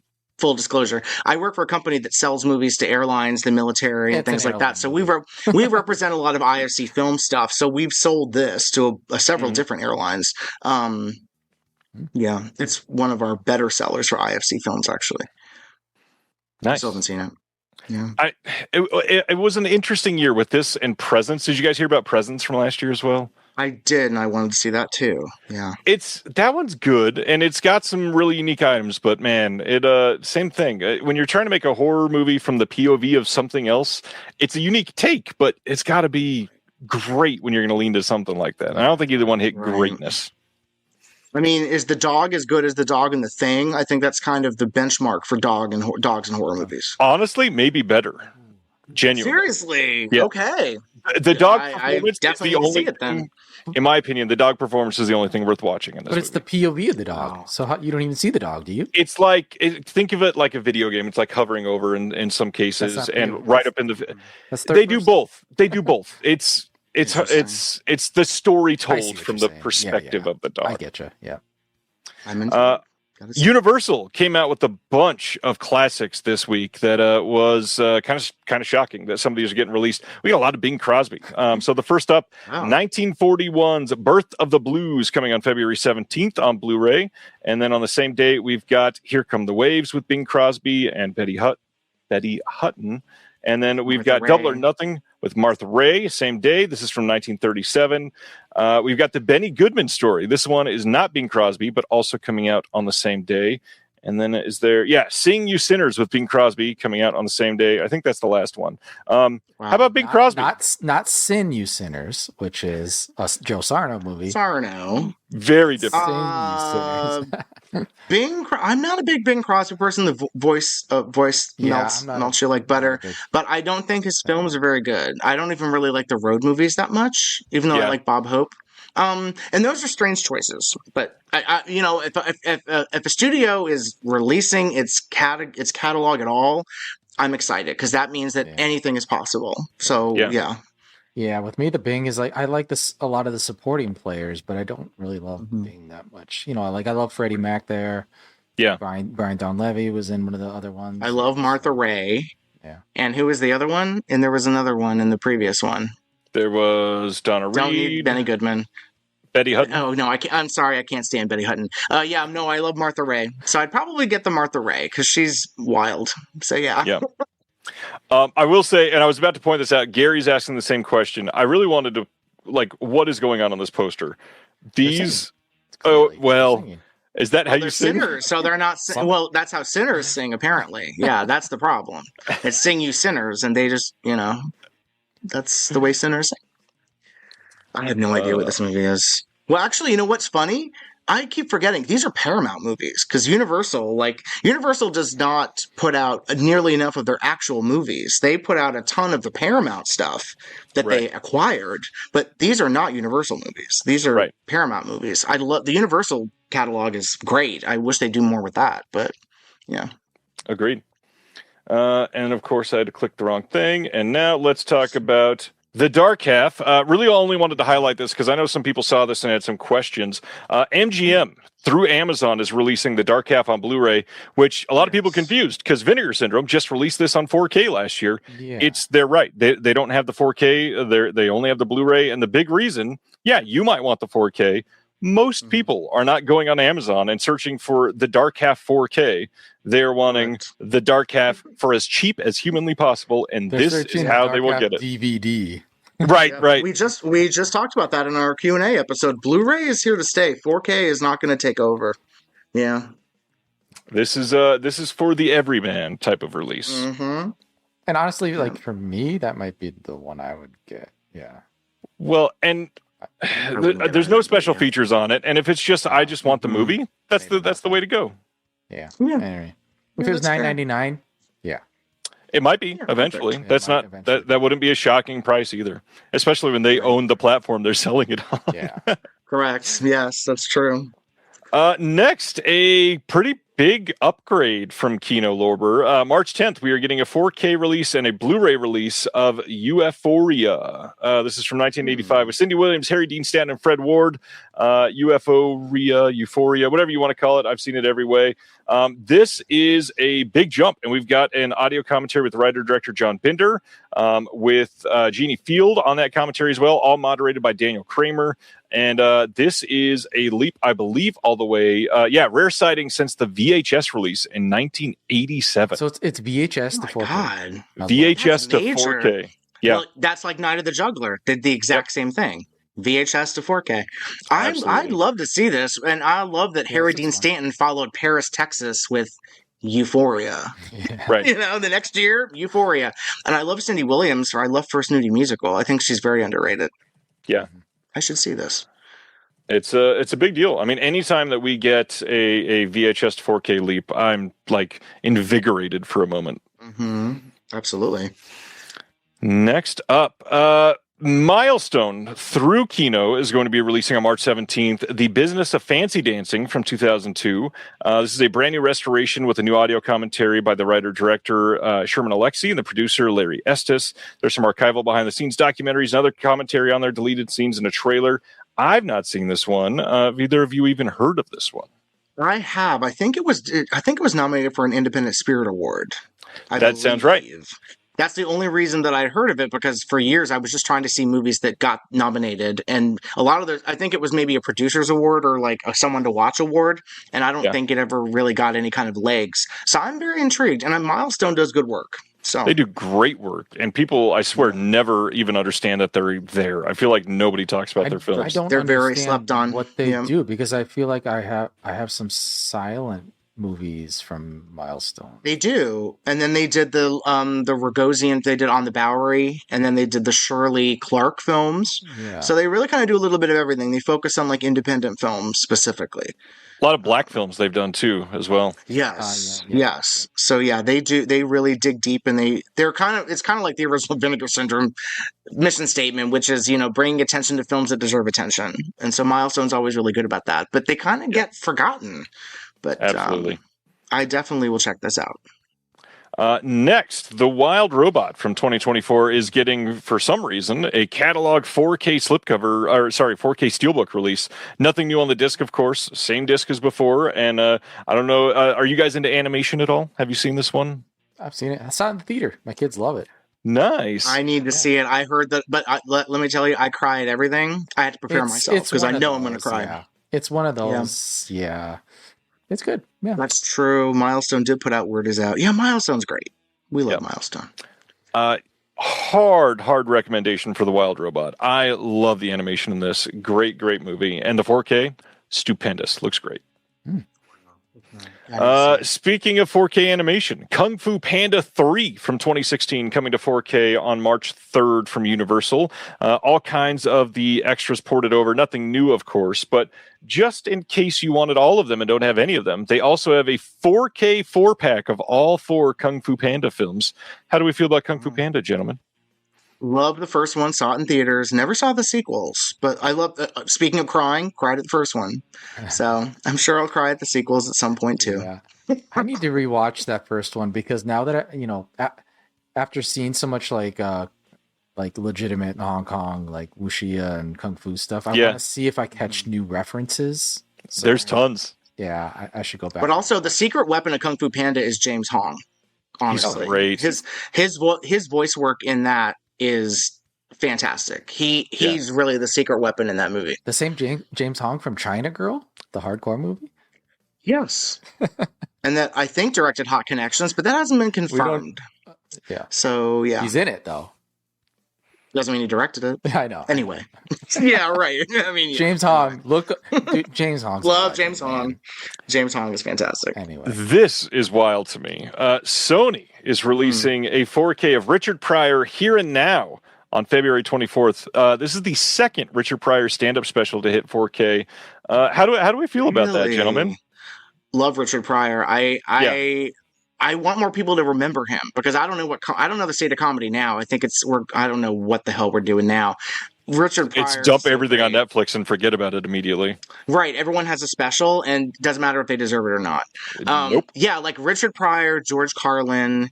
There are some legends that I think you should probably own. And so this is one I'd probably buy sight unseen as well. I think Richard Pryor is so terrific. I don't know if he got the memo, but he has a direct comedy tunnel to my soul. There's so many comedians that I can't get anything out of, but I'm like nonstop wheezing from laughing with Richard Pryor. Love this. He's so good. And he was doing it I think the first time I saw him, it was on an Ed Sullivan compilation. He was on Ed Sullivan in the late 60s. And so it's just he was being edgy and funny for years and years. So yeah, really rich comedy. Absolutely. All right, next up, this is an interesting choice. January 27th, we're getting a 4K of Marry Me from 2022, the J-Lo and Owen Wilson fan film. Owen Wilson film. Mm-hmm. How do we feel about this, Gentry? What is this? Cat and Bastion? It is a romantic comedy, supposedly, and that is an advertisement behind them. Poorly photoshopped advertisement behind them. Look how bad the halo artifacting is around. Let me zoom in. Yeah. The hair on Owen Wilson. It is so. I don't even believe that they were in this shot together because I think this is photo. They're not in the same shot together, are they? Yeah. Who would be in the same shot with her anyway? I mean, he's in the movie. She's terrible. Yeah, but it's one of those. I keep thinking it's a situation like Orson Welles and Peter Sellers in Casino Royale, where it's I will be in this movie. Not at the same time. I think the only good J-Lo movie is Out of Sight, and maybe The Cell. I think yeah. No comment. That's probably true. Couch says actually Made Manhattan guilty pleasure. I have a guilty pleasure of Made Manhattan. Yeah. Understandable. Chris says she literally had to pay the character to be with her in that movie. That tracks because doesn't she do that in real life too? Yeah. I mean, it would not surprise me. Yes, someone mentioned Arrested Development. Exactly. That is hilarious. Yes. That's her standard line. If anyone asks maybe on Arrested Development, you're kind of young. Marry me. Love it. Yep. Yes. Here's the cool thing. The 3D Film Archive put up a Kickstarter to raise some funds for 3D Rarities Volume 3. These discs are always really great. They bring a lot of stuff that will literally not get any restoration work from anyone else. They are doing some Bolex stereo movies here. And the crazy thing, they hit their goal within 26 hours. And so now it's just raising funds for all these stretch goals. Some serious, amazing film fans. Huge 3D film fans. Yeah. But they do such great work. Company that works with Kino Lorber. It is, yeah. They put out some 3D nudie cuties. Yep, they put out those. They did Buona Man recently. Yeah. No, they do such good work, and so yeah, that does not surprise me. I didn't know this was around, or I would have donated too, because they're really doing the Lord's work, and also it's for a very limited audience. They don't manufacture 3D TVs anymore. I am trying to find one affordably so that I can watch my 3D Blu-rays. I think they said in the notes that you don't need anything extra. You don't. You can watch this flat on any TV, and you can watch this with the red and blue glasses if you want to watch that way, or you can watch with the active glasses as well. I gotta say, it's not the same. The shutter glasses are so much better than the red and blue. They are. They really are. Love the shutter glasses. Yeah. Like what did I watch in 3D? And I was just like, I'll never go back. Oh, Dial M for Murder. I was like, I'll never go back. I can't do the red and blue. I have to do the shutter glasses. Yeah. So they already hit their goal of 15,000, but you can still donate, and they're adding in restoration work for all kinds of things, including some shorts. They're doing Viewmaster reels in 3D on the disc that you can check out. They are working on all kinds of stuff. There's going to be contributions from Hilary Hess on the disc. There's going to be a new restoration of the first 3D comic book, and that alone is super cool. There's going to be other lost treasures to be include never before seen historically significant footage from an unfinished 1953 3D feature film, and lots of other stuff. This won't be coming out until summer of 2027. This is genuinely feeding the actual archive work on this. So if you want to feel good about something, this might be one to look into. Absolutely. And it's Bob Furmanek, right? He's the guy. Yeah, Bob Furmanek is definitely one of them. Love Bob Furmanek. Yep. I have looked at the stretch goals. Gentry, did you pull it up or want to shout something out? No, I was just curious if, like, when you contribute, are you getting films? Or are you just contributing to their restoration work? No, they are literally licensing other things to put on the disc. If you are fundraising, you will get access to more and more stuff. Interesting. That's major. Okay. Yeah. And I think, in fact, not confirmed. I believe they've already hit the first one. Like, they've already, people love 3D, literally. Yeah, they do, yeah. Oh, so I can still donate and keep contributing to this project. Yeah, and it's still like another 3 weeks of fundraising. Okay, I need to do that. Okay, yeah. Okay. So I have two fundraisers. Your fundraiser and the Kickstarter. Chris Yanko agrees with you. Says, Active Shutter 3D, such a game changer, especially for a nearsighted ass glasses wearer like me. Yeah, it's just not. It is a total game changer. It really is just absolutely wild. Yeah, I agree. March 3rd, AMC is releasing Talamasca: The Secret Order Season 1. And when I posted this announcement, this was the first time I'd ever heard of this show in my life. We sell it to airlines. We have bookings, but yeah. Interesting. Must be doing semi-well then. The Anne Rice universe, they're really invested in that Anne Rice universe, which... whatever. That's true. Yeah. And anyways, this one, January 20th, we're getting an MGM release of A Matter of Time from 1976. This is the Liza Minnelli and Ingrid Bergman film. And if I remember right, I don't think, and I'm going to check before I say this fully out loud, I don't think this had any Blu-ray release in the U.S. before this. Yeah, this is the first release of this film. Yeah, I don't believe so. And it's the only time Liza was directed as an adult by her father, right, Vincent Minnelli. So it's kind of a big deal. It's fine. This is the first Blu-ray release anywhere in the world, by the way. Oh, that's pretty great. Okay. Yeah. So I don't want to applaud Amazon/MGM too much, but that's kind of a big deal. It's nice. I mean, it's also nice that they're still taking care. Anytime that they're actually putting out stuff on their own instead of waiting for companies to like sub-license from them, it gives me it's a little warming in the heart. Like, okay, they actually care about some of their stuff. Like, they understand that the market is there and that they're restoring, stuff in their library. That is true. And it must mean something to somebody, because MGM and Amazon did not need the money to put this out, believe me. No. All right. Vinegar Syndrome, as part of their VSL line, they have put out 1954's The Snow Creature. The Snow Creature. This came at a critical point in the atomic age of the 1950s, as it represents a reworking of the older King Kong story and into an entirely different new piece of lore, exploiting the increasing interest in the abominable snowman. This is directed by W. Lee Wilder and the brother of Billy Wilder. This is going to be a Region A locked film. It's going to be scanned and restored in 4K from the 35mm fine grain master. Commentary with Jonathan Rigby and Kevin Lyons. Lions is the name. Kim Newman speaks on the movie for 15 minutes, and then we've got an interview with the writer Vincent Brooke on the forgotten legacy of W. Lee Wilder. Are you guys into the monster movies of the 50s? I am. I do. This is garbage. Yeah. But you know what? I love Kim Newman. I love Lions. I love Rigby. Yeah. The extras might entice me to give this another try. And also, I've only seen garbage versions. And I will say, sometimes a nice restoration will completely transform a movie for you. So maybe I should give this another chance. The last one, I talked about this a few months ago, but A Blade in the Dark that Vinegar Syndrome released on 4K.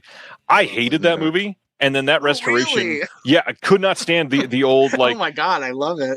I think it was some downloaded version that was like wrong color timed and it just threw everything off. Oh, and then the new 4K came out and I was like, oh, this is actually beautiful. Oh, it's so good. Yeah. I think it's Lamberto Bava's best movie. No, I'm sorry, Demons is better. But yeah, it's great. I still need that 4K.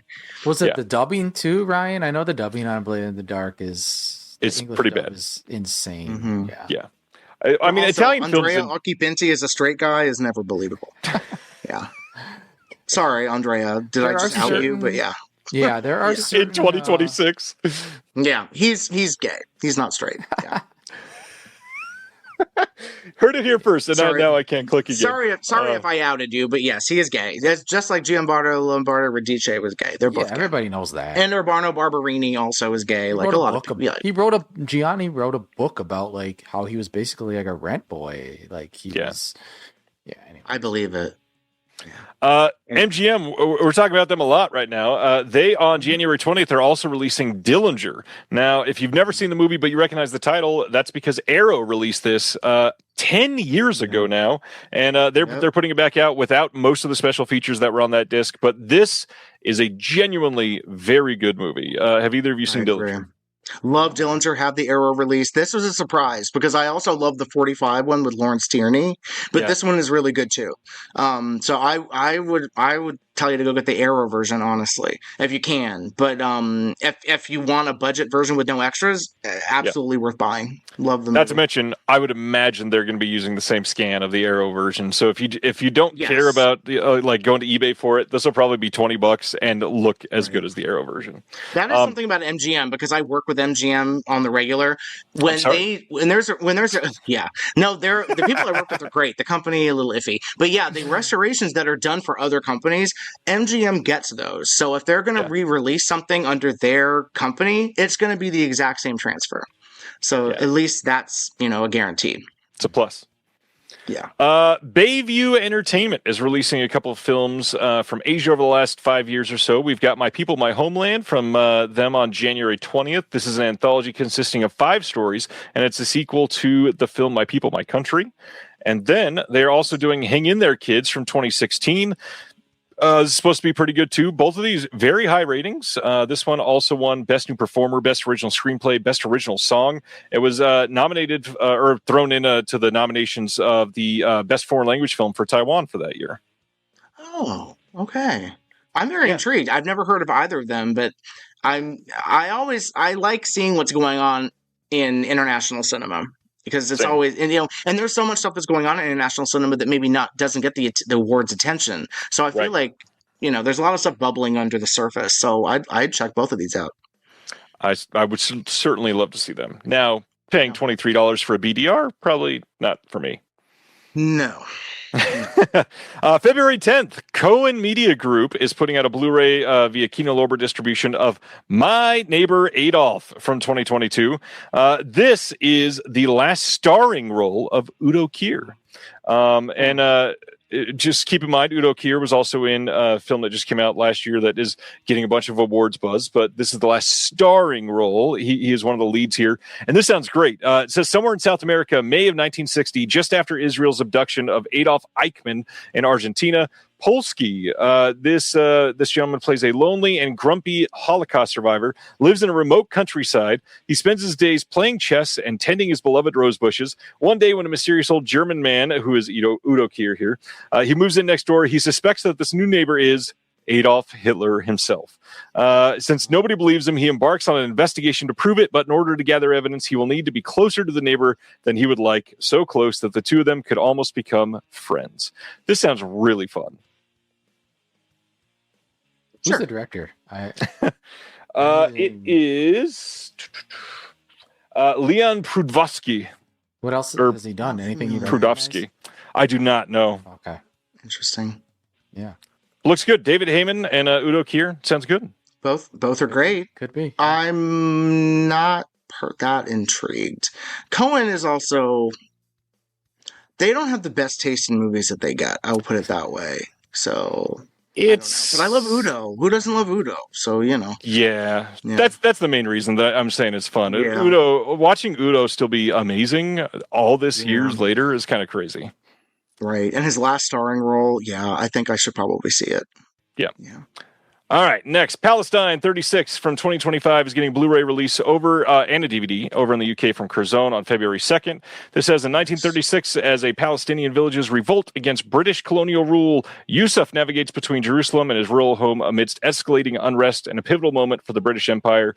There's some interviews and a trailer. Curzon, check it out if you like the spine to be going the wrong way. Yeah, I don't know what that's about, but I definitely have to see this. I've heard so much good stuff about this. It's supposed to be great. Jeremy Irons, Jeremy Irons, yeah. Dudes. Well, Liam Cunningham, that makes total sense. He's in it. He is very 10 toes down for Palestine, which is another reason I love him. So yeah. Next, the new issue of the magazine. Showed this one earlier. This is a post-apocalyptic themed issue. But the big thing, which we kind of buried the lead on the cover, but I'll tell everybody here, we got an exclusive interview here with Danielle Harris, the Danielle Harris in the magazine. Check it out. Let's talk about this trash. March 31st. Kino, as part of their Kino cult line, is releasing The Sexploiters and Raw Love from 1965. And you might recognize this because this is a Something Weird video title with Kino Lorber. We have an audio commentary. Something Weird guy right there. See him? Let's zoom in there. Audio commentary. Something Weird guy. Yeah. Very nice. By you two gents. In both movies. Both movies. How'd that come about? Yeah. Lisa is amazing. Our Queen Lisa. Queen Lisa knew that we'd be doing the podcast and we'd been doing really deep dives. So I think when you're able to talk about a movie, she knew that I love June Roberts, and June Roberts is in The Sexploiters, right? No, so you could have said okay. No. Well, then what is my reason for doing it? Because I love Gigi Darlene, and Gigi Darlene in that. But I mean, and it's also interesting because they're two completely different movies. One is in New York, Nudie Cutie, in '65. Raw Love is actually, I think we discussed it in the commentary. It's been assigned the year of 1965. I don't think it was 1965, but shot in California. So very different movies. But Raw Love has only ever existed in like an 8-minute excerpt of the end of the movie, and so we're finally getting to see the full movie. Which I'm going to say does not disappoint. It actually, it's not like The Smut Peddler, which was terrible when we saw the reels that existed. I think Raw Love is it's very sleazy and fun. Yeah, it delivers on its tease. It's not one of those sexploitation films that's teasing something it doesn't give you. Yeah, right. I mean, we can we talk about the Mark Murray, Casey? Okay. Well, there might be some additional unannounced material on the disc that's currently being worked on, potentially as additions. Yeah, I don't think it's our place because we're not Kino. Right. But I will say that there's potentially additional stuff that will show up on this. Yeah. Interesting. Which is crazy because this movie, was lost. Nobody had anybody seen it really? Not really. Which one? Raw Love? Raw Love, yeah. And now we're getting. We only had the 8-minute thing. Right. Yeah. So that was it. Yeah. And Sexploiters has been out before, and there's actually, that's the exciting thing. So Chuck Smith, C. Davis Smith, who photographed some of it, did a commentary for another previous DVD release. So it's a major coup that they were able to get that, because he has so many good stories about, working in New York City, sexploitation, and we didn't really repeat any of the stuff that he said on his commentary because there's a lot more stuff to say that he didn't even talk about. Right. So there is very little overlap. So you'll learn from both commentaries many different things. This isn't a case of like two film critics doing two commentaries, which you see right. on discs a lot. This is like right. his commentary. The Michael Bowen is basically like sitting down in Chuck Smith's house, and they recorded this commentary, and it's incredible. I said this, I think, on a podcast too. Like our friend Alex DeSanto, when I early on when we were talking, he was like, "Hey, seek this commentary out. It's like a learning tree, type of commentary." So yeah, I'm really excited that they got that on there. And then you listen to ours. Ours is the entertaining. Right. I mean, it's entertaining and also informative, but ours also does discuss it does reveal that John Cassavetes did see the Sexploiters. Yeah. And had a reaction that we will discuss on the commentary. Yes. Yeah. So if you want to know what John Cassavetes thought of the Sexploiters, listen to the commentary. Yeah. But no, I'm excited. I love this presentation. You never know what it's going to look like. I think this looks great. And I didn't even know it was going to be Kino Cult, and it's very cool. Well, I love that I spilled the beans early. You guys are like, wait, what's going on? I didn't know this is getting announced. It's cool that you guys are on there too. But the other thing we haven't said, C. Courtney Joyner is doing an intro for Raw Love. Yeah, and then curious to see what that's about. You talked about C. Davis Smith, but Michael Bowen also a big name on that commentary with C. Davis Smith. Yes. Yeah. Basically, Lisa was we're going to have Michael Bowen on the commentary. We finally scheduled it. So Lisa was number one on our podcast. Yeah, so he's going to be on the podcast. Lisa was number one. For me, Bowen was number two because he's a Sarno guy, a Wishman guy, a New York Sexploitation guy. So yeah, it's good he's on this release because that commentary is perfection. Yeah. Yeah, and this looks better than everything that's come before. So there was another better. Blu-ray that came out from another company before. Yes. It doesn't even look like Blu-ray. This is 5 minutes longer. This is 5 minutes longer than any previous version. On the Sexploiters too? On the Sexploiters, it's 5 minutes longer. And Raw Love is the full length version. So yeah, both of them you're finally getting the complete version of both movies. Yeah. That's wild. Interesting. Yeah. I didn't realize it was longer. Is that in there? 5 minutes longer. I think we noted on the commentary, but I don't even know if Kino knew. But we mentioned it because we timed the previous releases, and it was like, wait, this is 5 minutes longer. Right. I don't know what it is, but it's 5 minutes longer, guys. Yeah. So there could be more Gigi Darlene nudity, which is always worth it. Yeah. Cool. Let me also just let me say that we put together like notes for our commentary, whatever, a Google sheet. And when this comes out, I think it's March 31st, we'll probably put those up for our patrons on our Patreon. Nice. So there's a ton of stuff in there. Casey went through and listed the entire distribution history for both of these movies through distribution in the United States. So you can literally like read his notes and see where this played, month after month, year after year. Yeah. So check out our Patreon. We got some cool stuff on there. Yeah. Cheap. $3. And it's $3. Right. Yeah. And I will say, as somebody that proudly signed up the day you posted it, you guys, like the journals and everything that you post are great, companions to the episodes. Alex. Yeah. Incredible Patreon to sign up for. Thank you. Yeah, that was one that was like, I guess we can share this because a lot of the stuff that we include in there, like, for example, like we do rundowns of the cast and crew, and I'm always careful to not include links to like necessarily go to people's personal Facebooks or something because I don't want people to be bothered if they don't. But if there's a photo of what they look like now, I'll include that. But yeah. All right. So yeah, check out the Sexploiters, especially if you like the Sin Syndicate, gents. Next, in late January, Refuse Films over in the UK is releasing two films that they have released previously, and that is Eating Miss Campbell and My Bloody Banjo. And I don't know how to talk about this. This is such a weird choice here. They are calling this a new bootleg sublabel, which if I'm running a distribution company, I don't want the word bootleg associated with the company. No. The other thing, there is also, but you know what? I think maybe the word they're looking for is underground. Yes, that would have made a lot more sense. The other thing is they're calling this sublabel Disc Rot. If I'm putting out discs, I don't want the word rot associated with my people.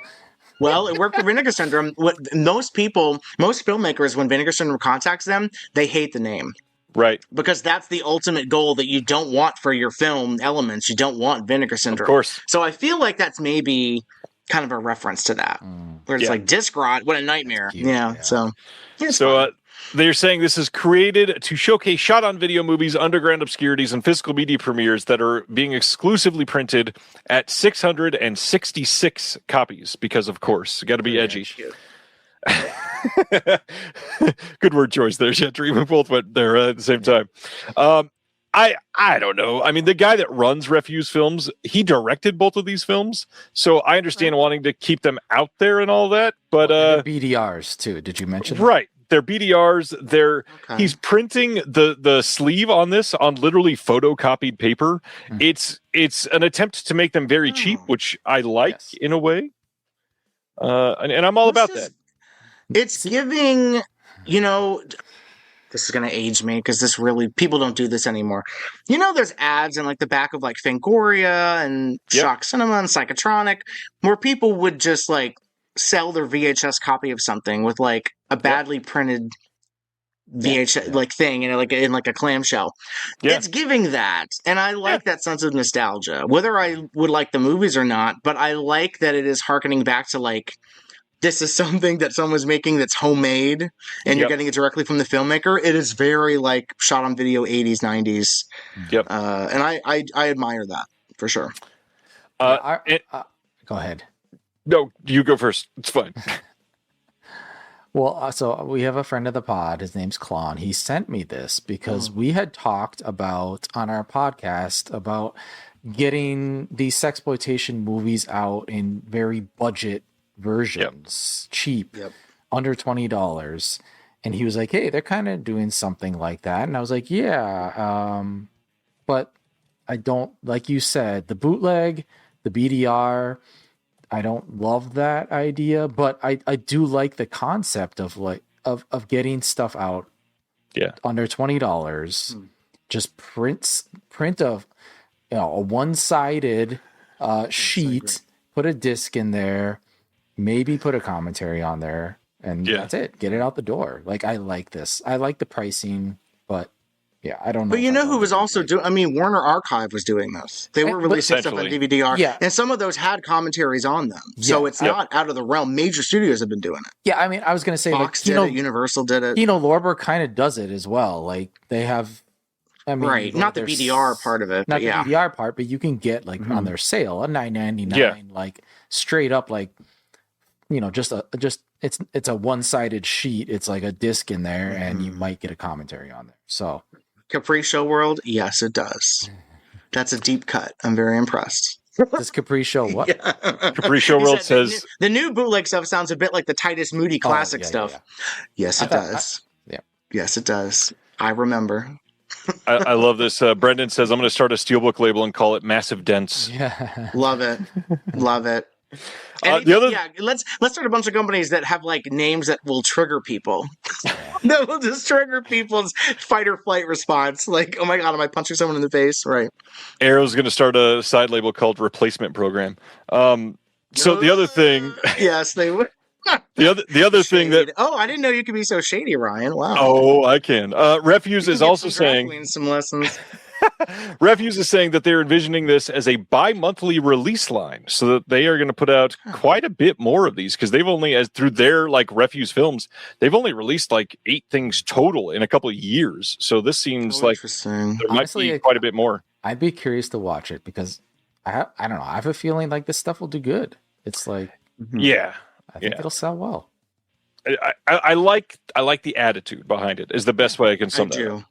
I do too. That's kind of what it is. I like the DIY aspect of it. I'm all about the punk side. I also really love Radiance Films. And April 20th in the UK, April 21st in the US, they are releasing Confessions of a Police Captain from 1971.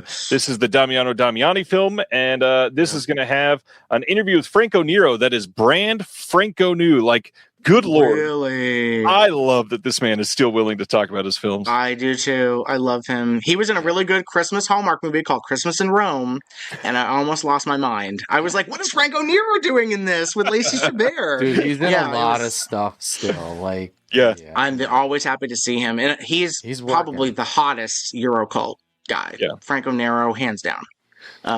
So yeah, I'm excited to see this. And we need more Damiani anyway. I feel like he's way underrated. Oh, yeah. People that know, they know. Like Damiani's. I want people who don't know to know. yeah. You know, I need more people to be talking about him. Yeah, you don't hear him in the same breath as other bigger, or other names. I'm totally blanking. Who put out the box set of the Damiani stuff last year? That is Radiance, I believe, as well. Yeah, there's Radiance. Oh, well, there you go. Oh, yeah, because my old letterbox friend Wes, or he goes by Screening Notes. He's like this OG letterbox guy. He was the guy that basically, when people were just writing like pithy one sentence reviews, he was out there in the early days writing like long reviews. And then he had a kid and he's kind of like disappeared, but he had a essay. He wrote a book about Italian crime films. Yeah. He self-published, and he also had an essay in one of the early Radiance versions. So yeah, I looked at this and I was hoping to see his name, but it wasn't there. Anyways. Damn. So they also have a new... Oh, go ahead. Well, one of the comments, dude was married to Vanessa Redgrave. They are still married. They remarried. They separated and they are still married. Yeah. So yeah. Gorgeous couple. Maybe the most gorgeous couple that's ever existed. Yeah. Not only Franco Nero, they also have a brand new interview with Michelle Gamino on this. They've got an interview with the editor, Antonio Siciliano. Lovely John comes on to talk about the score on this, and then there's a booklet with new writing by Mark Scheel and an archival interview with Damiani. Lovely John, is that what you're going to comment on, Gentry? Yeah, I was going to comment, like, if it's under an hour, I'll be surprised. His breakdowns are so long. I love them. Very detailed, yeah. Yeah. He's great. Next one from them. This is same dates, April 20th in the UK, April 21st in North America. Romancing in Thin Air. This is a Johnny Toe film from 2012. Love that they're doing this. This looks great. They've got a new interview with the screenwriter Riker Chan, new audio commentary by Dylan Chung, a new visual essay on Johnny Toe's romantic melodramas by Sean Gilman, an extended behind-the-scenes footage, making a featurette, new subs that were translated for this, and then a booklet with new writing by Jake Cole. Yeah, Radiance's entire slate is great. Good variety, yeah. They're so good, and it's interesting because like they're one of these companies that I'm always surprised at what they're announcing because they really they're like Severin and they do a little bit of everything.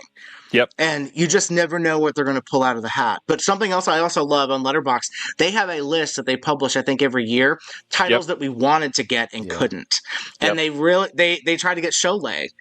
Couldn't get Cholet. And I'm like, I don't know what the problem is. There was a nice restored version of this. But the fact that they keep getting these amazing movies, it kind of softens the blow of stuff they can't get. Because like this is incredible.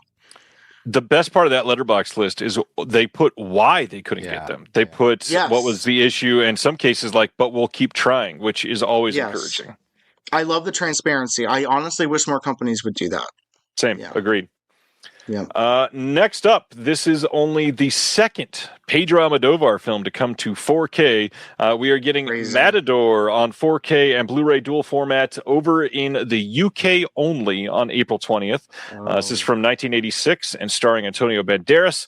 We've got an interview with the Almodovar expert Jose Arroyo that's brand new. We've got an episode on Almodovar's cinema from Jonathan Ross Presents for 1 week only. There is some other interviews with that. That thing is an hour long almost. There's also a booklet on this with new writing by Guy Lodge and an archival interview with Almodovar.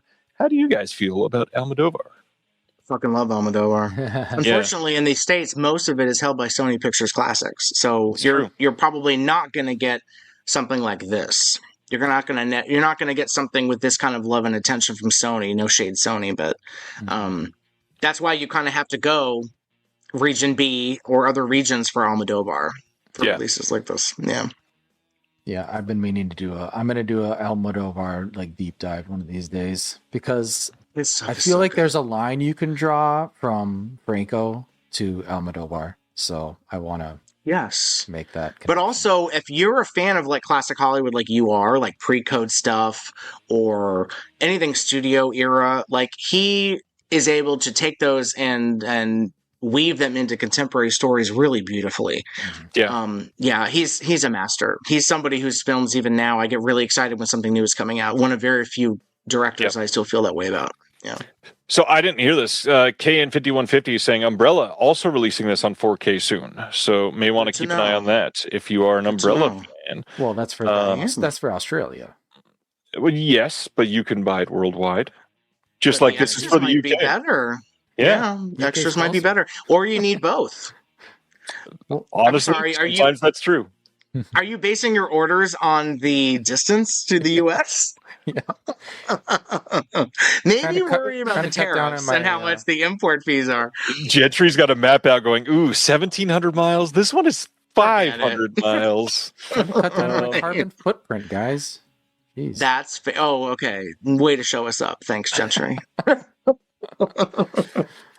Next up, one that got a lot of people excited. April 20th in the UK only. They are putting out Time to Play. This is going to be a box set of films by Jacques Roger. This is going to include, I think it's 5 films, 4K restorations of a couple of them, 2K restorations of the other 3. There's also 2K restorations of a bunch of short films on here, and these are longer than many short films that people are familiar with, like almost 30 minutes for a couple of them. This box set looks great. Either of you into Jacques Roger? I am so unfamiliar. No, but anytime there's a box set, I feel like it's my signal that I should be aware. And so it immediately rises on my radar. I'm like, well, if this is a collection, that means that I can kind of watch everything or a nice collection of stuff by one filmmaker and kind of get a good sense of what they are. Exactly. Yeah. Lots of stuff here. We got archival interviews, lots of new interviews, it looks like. And then, of course, there's a booklet. This one is 80 pages with new writing by Caitlin Quinlan, plus writing by and interviews with Roger. Plus, they're saying even more features to be confirmed later. So, if you're into Roger, this is going to be an impressive box set. And the last thing, as part of their transmission line, they're putting out Highway to Hell on Blu-ray over in the UK. This is coming on April 20th. I love, first of all, the look of this cover that they chose on this. It's great. This one is going to have a new audio commentary by Kim Newman and Sean Hogan on this. All kinds of archival interviews, stuff that's been on the previous U.S. releases of this film. And then a booklet with original storyboards, archival correspondence, and new writing from Sean McGeady. Tell us about Highway to Hell, either of you. Anybody excited for it? I just know it's I love this movie. Dutch horror movie. I haven't seen it. No, it's not. He's Dutch. The director's Dutch. The director's Dutch. It's an American movie. It's an American production, yeah. Right. All right. It's Ate. It's the guy who did Drop Dead Fred. He did this first. Yeah. This is great. So my little tidbit is I sell just an MGM title. So my company represents MGM in the airline space. We randomly had Turkish Airlines interested in booking this. And they're the only person that's ever booked this title to be shown on an airline, Highway to Hell. And they didn't really need that many edits to it. They left Gilbert Gottfried as Hitler in the movie. They didn't have to cut him out. But so I love this movie. I think it's so much fun. It has really good visual style, and it's just it has a really good sense of like camp humor. Yeah, it's a lot of fun. I think everybody tuning in tonight is quite honored to be able to be here for the Turkish Airlines trivia. That's amazing. I'm always shocked at what they order. They really dig deep. Like they dig deep into the catalog. Like, well, I remember the programmer's like, I remember watching this when I was a kid, so maybe I'll book this.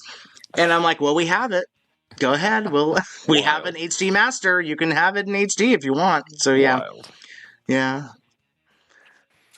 Let's go to Shout Studios. You can't see this because Instagram is fucking weird, and I don't know why it's doing this. But a couple of these titles, it's just randomly not going to show up.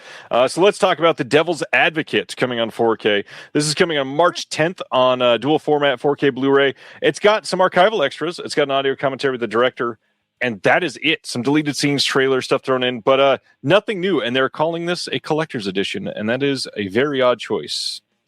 Well, that's not new. That was in the DVD age, a collector's edition where we had a trailer.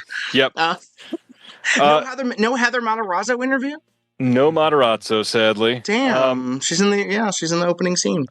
Continuing the trend, March 31st, they're doing a 4K Blu-ray of Outbreak from 1995, and the special features on this are a 4K transfer, and that's it. No trailer, no commentary from the old release, nothing. See, here's where they should have gotten some, what do you call it? Like a virologist, someone to talk about that era, because this is like, people don't remember. This was Ebola era.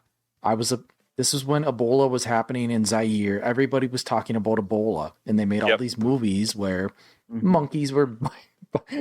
There was like viruses happening everywhere, and usually it was like involving monkeys. And the Hot Zone was that book sold like trillions of copies. Oh, I remember that book. Yeah. So they should have had somebody to like contextualize it a bit. But anyway, 100%. That's my rant. But I also think post-COVID, it's a very strange choice. It's a perfect choice. Kinda. I mean, it'll be easily Googleable. We'll say that. That's true. It's not Contagion, where we get to see Gwyneth Paltrow die, which is great. Which literally was released on 4K during the pandemic, by the way. Yeah.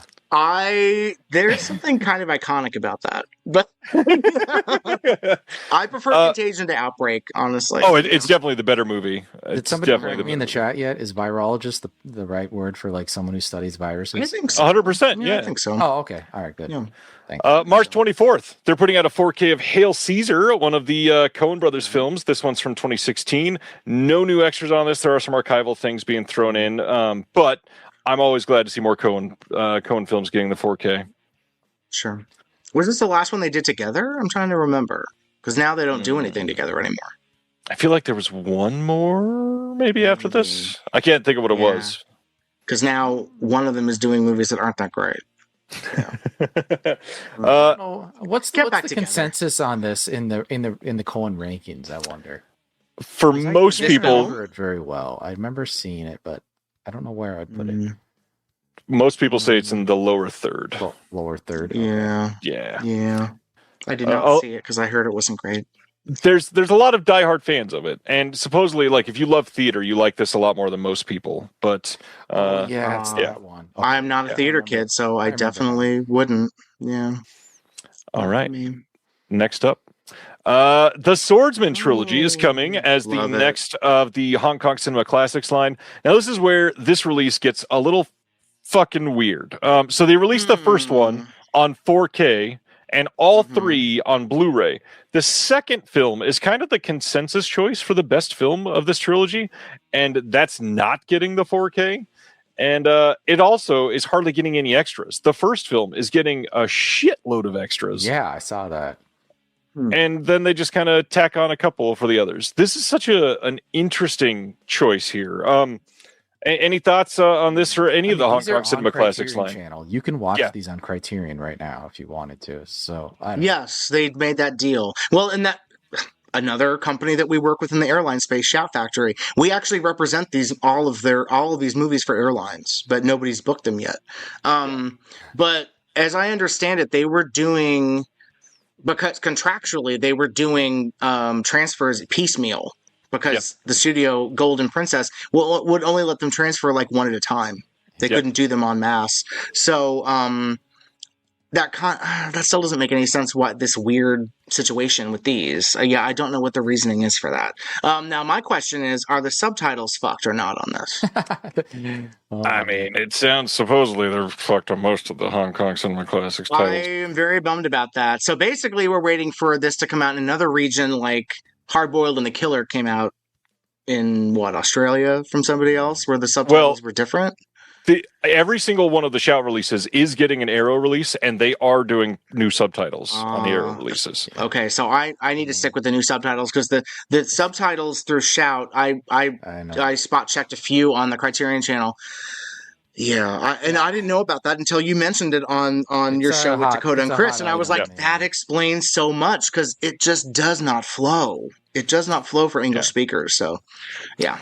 The other thing, too... go ahead, Gentry. I was just going to say, I hate to pile on them, but generally, if you can get this from If this is coming out from Arrow, just wait for Arrow. Yeah, I think I'm going to do that. Not only that, like if they are piecemealing the restorations, what if in 9 months? What if Shout is able to do a 4K on the second and third, a 4K restoration on part 2 and 3, and Arrow says, "Well, we'll just wait until you're done with those, and then we can put out the whole trilogy on 4K." Yeah, so that's possible, right? Well, that's kind of like Chinese Ghost Story. Those all came out in regular Blu-ray. Who knows if those are going to come out in 4K from somebody else? Because they have the same quality of materials as the stuff they're using for 4K. So I don't know why those were Blu-ray only, but yeah. Imprint is doing. I don't know if Imprint is doing all of the Golden Princess titles, but they're doing many of them, especially the big ones. And then Carlotta is doing them in France, and then Legend is doing them in Italy too.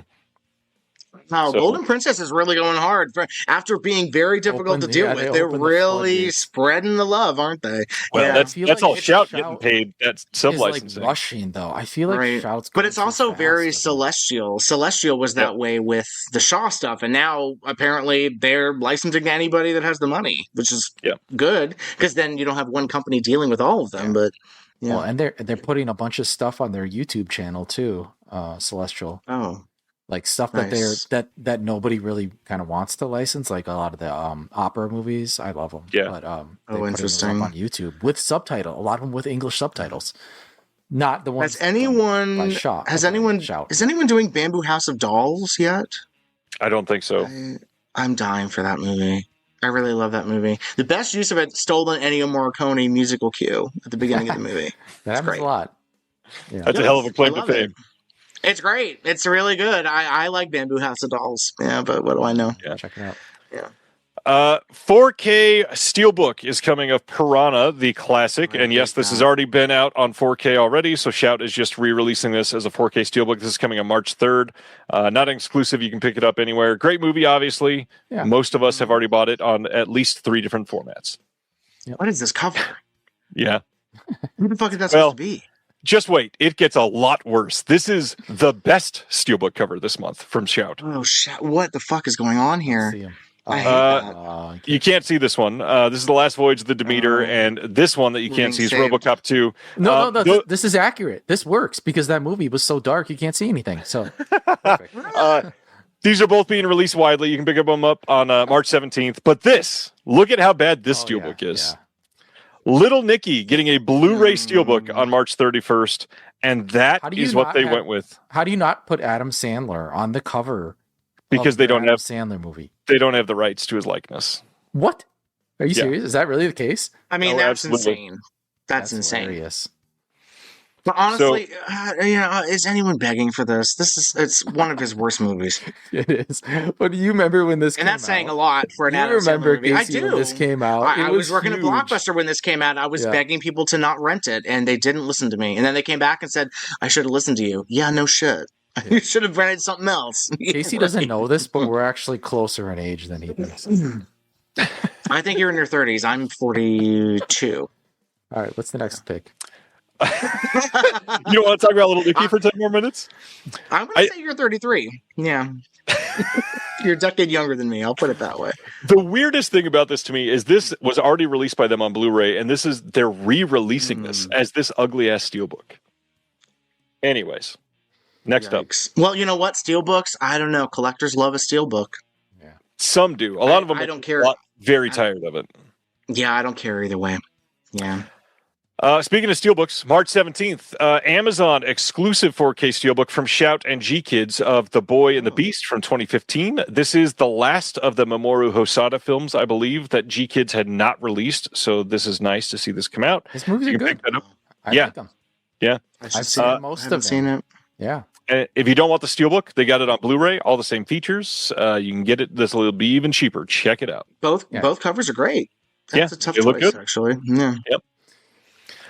Next up, March 10th, we are getting a Blu-ray of Little Amelie or the Character of Rain. This is a brand new film from last year, animated film, supposed to be pretty good. I've heard good things. I've wanted to see this. Love the cover on this too. Yeah.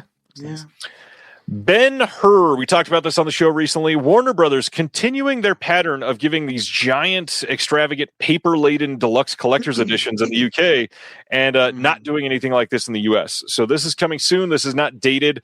The funny thing here, the steelbook and the disc, identical to the US, but everything else here is extra and will be exclusive to the UK. Any thoughts on Ben-Hur? Love Ben-Hur. Classic. Yeah. I mean, I'm a William Wyler completist. I think nobody talks about William Wyler enough. I think people talk about other directors way more. Yeah, I love Ben-Hur. It's one of the very rare like Hollywood epics that I think absolutely lives up to the hype. It's aged very well. Connect this to Sexploitation. So our friend Alex sent us this article, which was written by this film critic Arthur Knight, and he was writing about kind of the changing landscape of sex and violence in movies. And I think people forget, like, Ben-Hur was a big deal because it was very violent for a film of that time. Yes, absolutely. And there was even some like sexy stuff in there. So yeah, Ben-Hur. Yeah. Ben-Hur's great.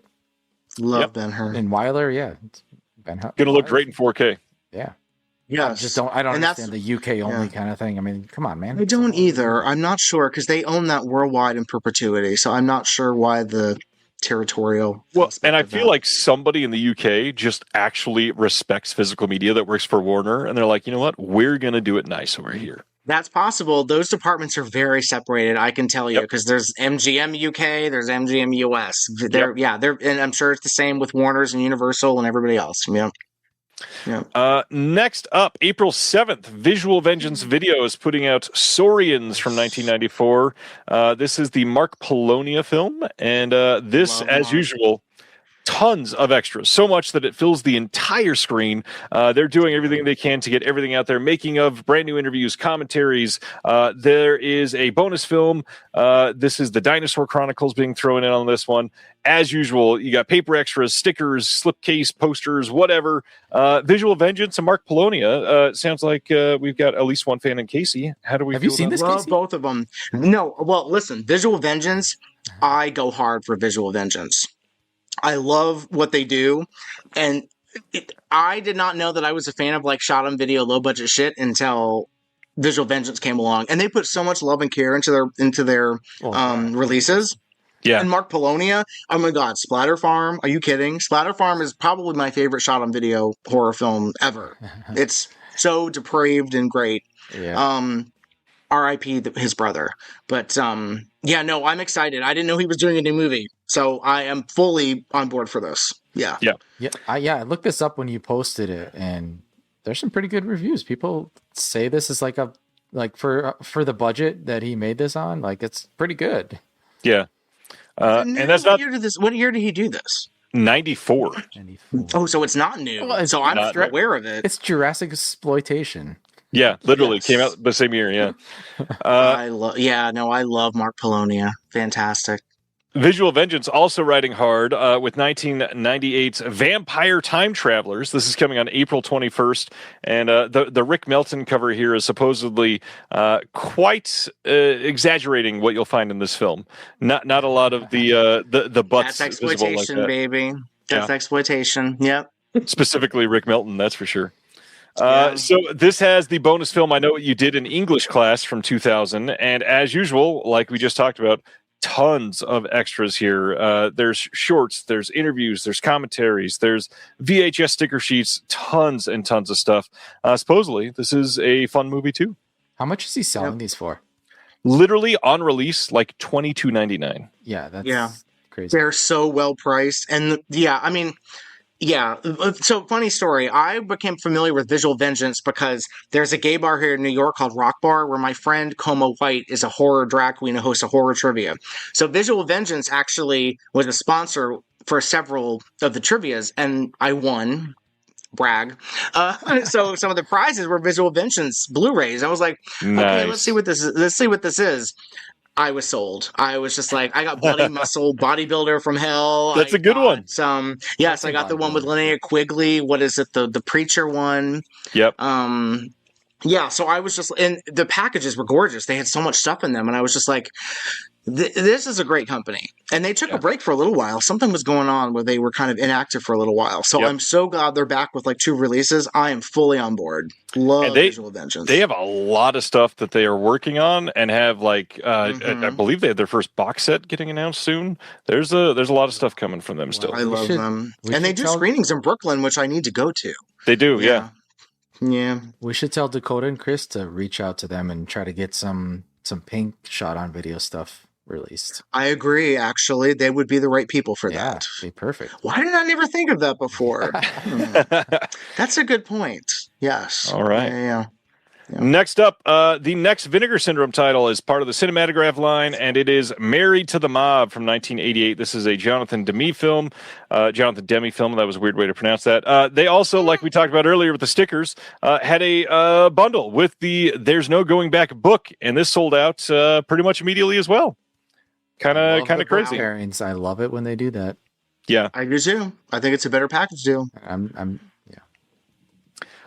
So first off, the extras on this. New commentary with Matthew Modine, moderated by Justin Liberty. New commentary with Sean Fennessy. I know a few people are going to be happy with that, and many others who will be... I haven't heard from Sean Fennessy in a while. Some other people are going to be a lot less happy with that. New interview with Matthew Modine. Go ahead. Nah, he was what? My music dude. He's my music dude from Pitchfork from back in the day. Nice. New interview with Paul Lazar, new interview with the producer, Edward Saxon, new interview with the writers, Barry Strugutz and Mark R. Burns, new interview with the storyboard artist, John Dahl, new video essay by Chris O'Neill, 2022 episode of the Wrong Reel podcast with James Hancock and Matthew Modine's longtime producing partner, Adam Rakoff. Lots of stuff coming on the disc, but the interesting thing here, this is the second title that Cinematograph has upgraded to 4K after Fun City Editions had just fairly recently put out a film. And a lot of people taking notice of that. So not only are they blending the feelings behind the movies, they're literally taking the exact same film and putting them out twice. Yeah, they did that with Breathless, right? Yep. Yeah. I'm going to say this. So these are both Breathless and Married to the Mob are both MGM titles. Yep. MGM licenses are typically 5 years or less. So if Fun City's edition license ran out, this is a way to keep this movie in print. So do you like the movie? It's back in print. There's nothing more to it. I feel like there's a lot of people being shady about this. It's bringing it back in print. I think it's fine. I feel like the people that are upset are kind of like, well, I have this out of print thing and now it's not worth anything. Yeah. Sorry. Not only that, it's also a really nice upgrade. You know, the Fun City release of it did not look very good. It was one of the worst looking Blu-rays from Fun City, and now this 4K will be quite a bit better looking, guaranteed. Which is crazy to me because I know the guy. The guy at MGM who's in charge of these restorations and the quality control is Scott Grossman. You'll see his name on all sorts of stuff, and I deal with him peripherally. But he is really good at quality control. So I'm very surprised that the Fun City edition didn't look that good. Well, it was from an IP, and the IP was not in great shape. Interesting. Well, I definitely am getting this. I love this movie. It's a great movie. Yeah. And I'm happy to upgrade. I think it's also I think it's underrated. I think it's something where like you would think it's a very different movie based on like the artwork, very much like Demi's Something Wild. Do you think it's a completely different kind of movie and it's not that movie? Right. Well, so and I'm excited about this. We haven't said yet. Amazing cast in this movie. Matthew Modine, Alec Baldwin, Michelle Pfeiffer, of course, Dean Stockwell, Dean Stockwell's second film we talked about tonight. Oliver Platt also in this, Charles Napier. Good movie. Good movie. Opening scene, a brief cameo by adult film superstar Marlene Willoughby as the wife of the guy killed on the train. Yep. Which I love seeing. Love Marlene Willoughby. Yeah. Nice. Media Blasters, a company we've not talked about in a few months. Q1 of this year, they are putting out a 4K release and a Blu-ray release of Garo Taiga Elite Edition from 2025. This is a theatrical prequel film commemorating the 20th anniversary of the Garo franchise. This is supposedly a precursor of a lot of films from this franchise may be coming from Media Blasters, so keep an eye out on that. Direct sales of this will be available for a limited time, and you've got two different releases. Like I said, the 4K release, the Blu-ray release. There's going to be some supplemental materials, including an audio commentary, new video content, and a printed booklet produced by Matt Burkett and the team behind the Kamen Rider extras that people seemed to love last time. Plus, there's a folded poster all in this slipcase. And Media Blasters kind of just quietly chugging along. They've been here for a long time and always do pretty good work. That's where I started doing DVD extras with Media Blasters. When they did the porno line, I did my first commentaries and interviews with them. William Hellfire, shout out. I wouldn't be doing any of this if it wasn't for William Hellfire. Amazing. So, yeah. All right. Coming right along. Let's go down under. We just talked about Umbrella a minute ago. Blu-ray in Australia coming on April 8th of the Shadow Wars, the elusive Kinji Fukasaku collection. This is going to include 3 films. We've got Cops vs. Thugs, Cross the Rubicon, and Hokuriku Proxy War. 2 of those have gotten releases in other territories. Yeah. Cross the Rubicon has never been released by itself. So to me, this is not a guarantee, obviously, but I would not be surprised to see Cross the Rubicon in the next year from like Film Movement here in the US or Eureka in the UK or somebody else that does these kind of films from Fukasaku, because he's gotten a lot of love through the years, and Arrow would definitely fit that bill. But also, actually, we should throw out there when Arrow did all the Fukasaku, that was Fran Simeone that loved those, and now with him at Radiance, would not be surprised to see Radiance do it either. You're right. Yep, that through line is right there. Yep, absolutely. Yep. So we got new extras on here, including commentaries with Jasper Sharp. We've got some new visual essays and interviews and all that stuff thrown in here. Some discussions. Jasper. What are you doing here? Jasper should be Jasper Tank Line. And Tom Mess, who's terrific. And Tom Mess, I was about to throw that out there. Yeah, I love him. So yeah, this looks like a really solid release if you're into Fukasaku, and if you aren't, you probably have not seen Fukasaku yet, because pretty much everybody is, because he is incredible. Yeah, I've only seen Cops vs. Thugs in here, but I love that, and so yeah, this is a no-brainer for me for sure. Yep, I definitely want to check this out. Not to mention, Umbrella's kind of been killing it lately. They do great stuff. You don't own enough Umbrella. I feel like I'm sleeping on them, so yeah, I need to get on that in 26.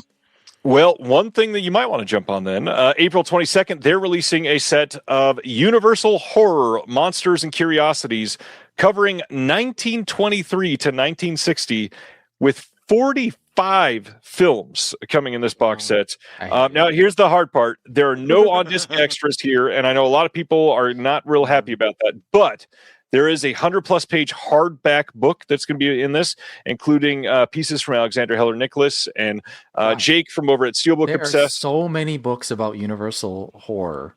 It's true. It's true. Yep.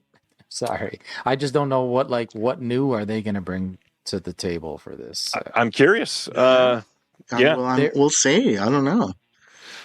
Yeah, I'm definitely intrigued. But a lot of these have been on Blu-ray before. But having them in a nice package, look how gorgeous that looks, though. Not just a lot of these. I believe all of these have been on Blu-ray before. Yes. But the big secret here is this is coming out in Australia, and in Australia, 31 of these had never been on Blu-ray before. Yeah. So for Australia, this is huge. Yeah. Okay. Interesting. Yeah, it's not for us. That's okay. Okay. I'm okay with that. and it can be for you if you don't have a lot of them. It could be perfect. So, yes, yeah. I mean it's a gorgeous package. You know, it looks great. I'm not. Yeah, I even if it's not for me, I will say brava, because look, that's a gorgeously put together package. Yeah, it does look nice. Pick the ones you like the most and get them on 4K from the Universal themselves. Yeah, that's true. Yeah. And also, it's not advertised, but shout out to Aaron Pinn for anybody who's been following physical media on YouTube for a while. He's also involved in the booklet on this as well. Nice. Okay. Next up, District 13, a 2-film collection from 2004 to 2009, is coming out on April 8th as well from them. This is from writer-producer Luc Besson. He did not direct these, but it's one of the most influential action duologies of its era, 2 films that redefine stunt work for a new generation.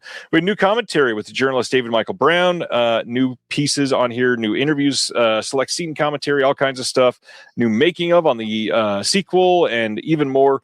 I had never seen these. Have you guys seen either of these? No, but I've heard of them. I've heard this is great if intrigued. you were into the parkour scene, and I'm very curious to see the stunt work in this. Yeah, that makes sense. I do love good stunt work. Yes, yeah. So. Next up, on April 8th, they're also doing Naked Weapon from 2002, a film that I have been wanting to see for quite some time. Same, yeah. I remember that cover art with those two of them, in the like military thing. But it's on my list, yeah. That one. Yes, there's the that cover I art know. for you. We had that at Blockbuster. Didn't rent that well. Yeah. This one's going to have a 48-page book with writing by friend of the show, Michelle Kisner, and David Michael Brown on this one as well. Art cards and all that stuff that Umbrella always does. There's also a new double-edged sword critic and historian, Alexander Heller Nicholas, speaking on girl power and Naked Weapon, making of and some archival extras, some interviews and all that other stuff thrown in. This looks like a fun release. I'd watch it. Listen, if it's women kicking ass, I'm there. Yes, give me women kicking ass exclusively. Yeah. And next on April 8th, they're also doing Tell No One from 2006. Have you guys seen this one? Yes, great movie. I haven't seen it since it came out, but yes, love that. Yeah, I had heard it was great. No. Yep. It's a French thriller, really 2006. We are going to get a new commentary by Travis Woods, new Blake Howard speaking on reassembling Tell No One's deleted story, and then some other archival extras. Yeah, this one looks like one I definitely want to check out. It's really good. That was another one, Blockbuster. I rented it, and we had like one copy. I kept telling people to rent it, and they were like, It's very good, but I'm not surprised it's flown under the radar. But it's definitely worth seeing. For sure. Okay, so we had talked about Nami Films earlier. This is their first release. It'll be coming in 2026, and it sounds like somewhere around April, May is what they're targeting for the first release of this. And it is Kamome Diner. This is from 2006, and it's about a Japanese woman who opens a small, unassuming diner in Helsinki, quietly serving familiar Japanese dishes in a foreign land. It's a beloved cult classic. This gentle and life-affirming film celebrates food, friendship, and the simple comfort of finding home far from home. And this was shot on 35 millimeter in 2006, which is rad. And this is going to be the first ever official English Blu-ray release of this. It was released in Japan with English subtitles, but this will supposedly be a little bit better. But also, that release is out of print and going for a hell of a lot of money now. So access to the film, always the most important part. Absolutely. Preach. We've been Very saying intrigued. that for a long time. Yes, access is the most important thing. Absolutely. Next, Imprint in Australia has announced 2 Western box sets. March 25th, they're going to be the release of both of these. This first one is a Blu-ray box set of 3 Violent People, The Tin Star, Nevada Smith, The Professionals, Waterhole number 3. That's the first time Waterhole has ever been on Blu-ray, is in this box set. As usual, this will be limited to 1,500 copies, like they do on all of their limited releases. New commentaries on here. We got C. Courtney Joyner. We've got Daniel Kramer, we've got a new visual essay on Anthony Mann. Remembering Anthony Mann piece, new commentary by Lee Pfeiffer, Tony Latino, and Paul Scribo. Some other interviews and stuff like that. Lots of stuff coming on here. If you're into Westerns, this feels like a pretty fun box set. Yeah, it does. Yeah. And Anthony then Mann, I'm there. Yeah. Sure. Anthony Mann's great eye. To go with it, though, Lonesome Dove, not Lonesome Dove. That's the other one. Magnificent Seven box set coming out the same day. We've got the first one on 4K and all of the other related films on Blu-ray. Return of the Seven, Guns of the Magnificent Seven, The Magnificent Seven Ride, all coming out on the same day. And the only hard part here is all of these have been released in the U.S. on a region-free Blu-ray. And you can get all of those films for a grand total of like $34. And this box set is definitely going to cost. Did Kino put those out? I forgot. No, Shout did the first film in 4K, and then the box set. I think that's even just a studio box set. It might be Paramount or MGM. I can't remember which one owns it. It has to be MGM, yeah, because they're all MGM, yeah. Right. And then new commentaries and stuff on here. So that's, if you're into extras, that's the way to go, because this will be great. Yeah. All right. Next up, Eureka posted some announcements today. March 16th, they're putting out a Blu-ray in their Masters of Cinema collection of The Devil's Hand from 1943. This one sounds pretty good. We've got a distinctly French twist on the likes of Faust and The Monkey's Paw. This will have a 1080p presentation from a restoration by Gaumont. We've got optional subs on here, of course, and then a new commentary by James Oliver, new visual essay by Sam Deegan, archival documentary in Continental films and French cinema under German occupation. This looks like a fun The release. cover is too modern. I don't. I agree. I didn't know this was in the 40s. Yeah, it does not scream 1943. I thought it was the 1961 version, and I was like, pass. But I didn't know that apparently the 61 version is a remake of this, because that's the same story. It must hate be. The 61 version. Yeah, 61 version is terrible. But I'm intrigued by this. Yeah. And then to go with that, sorry, were you going to say something, Gentry? No, okay. 1963, speaking of 63, they're putting out Cruel Tale of Bushido. This is going to be out on March 24th in North America, not in the UK. Eureka doing a US-only release on this one, which tells me somebody else has probably signed it in the UK, which means, honestly, this could go 88 films, this could go Arrow, this could go Radiance, and all three would make a whole lot of sense. Mm-hmm. Yes, yeah, that's true. God, who knows? I don't know who the studio is for this, so that kind of. I believe it's Toei. Oh, yeah. Radiance is doing a lot of Toei. Yep. So it's possible. Yes, they Radiance. Yeah. This one we get a booklet, new writing by Haley Scanlon, who's always pretty great. We got a new interview with Tony Raines. There's going to be new subs that are brand new subtitles for this. New visual essay on Cruel Tale of Bushido and Japanese History by Jonathan Clements. And I think I need this one.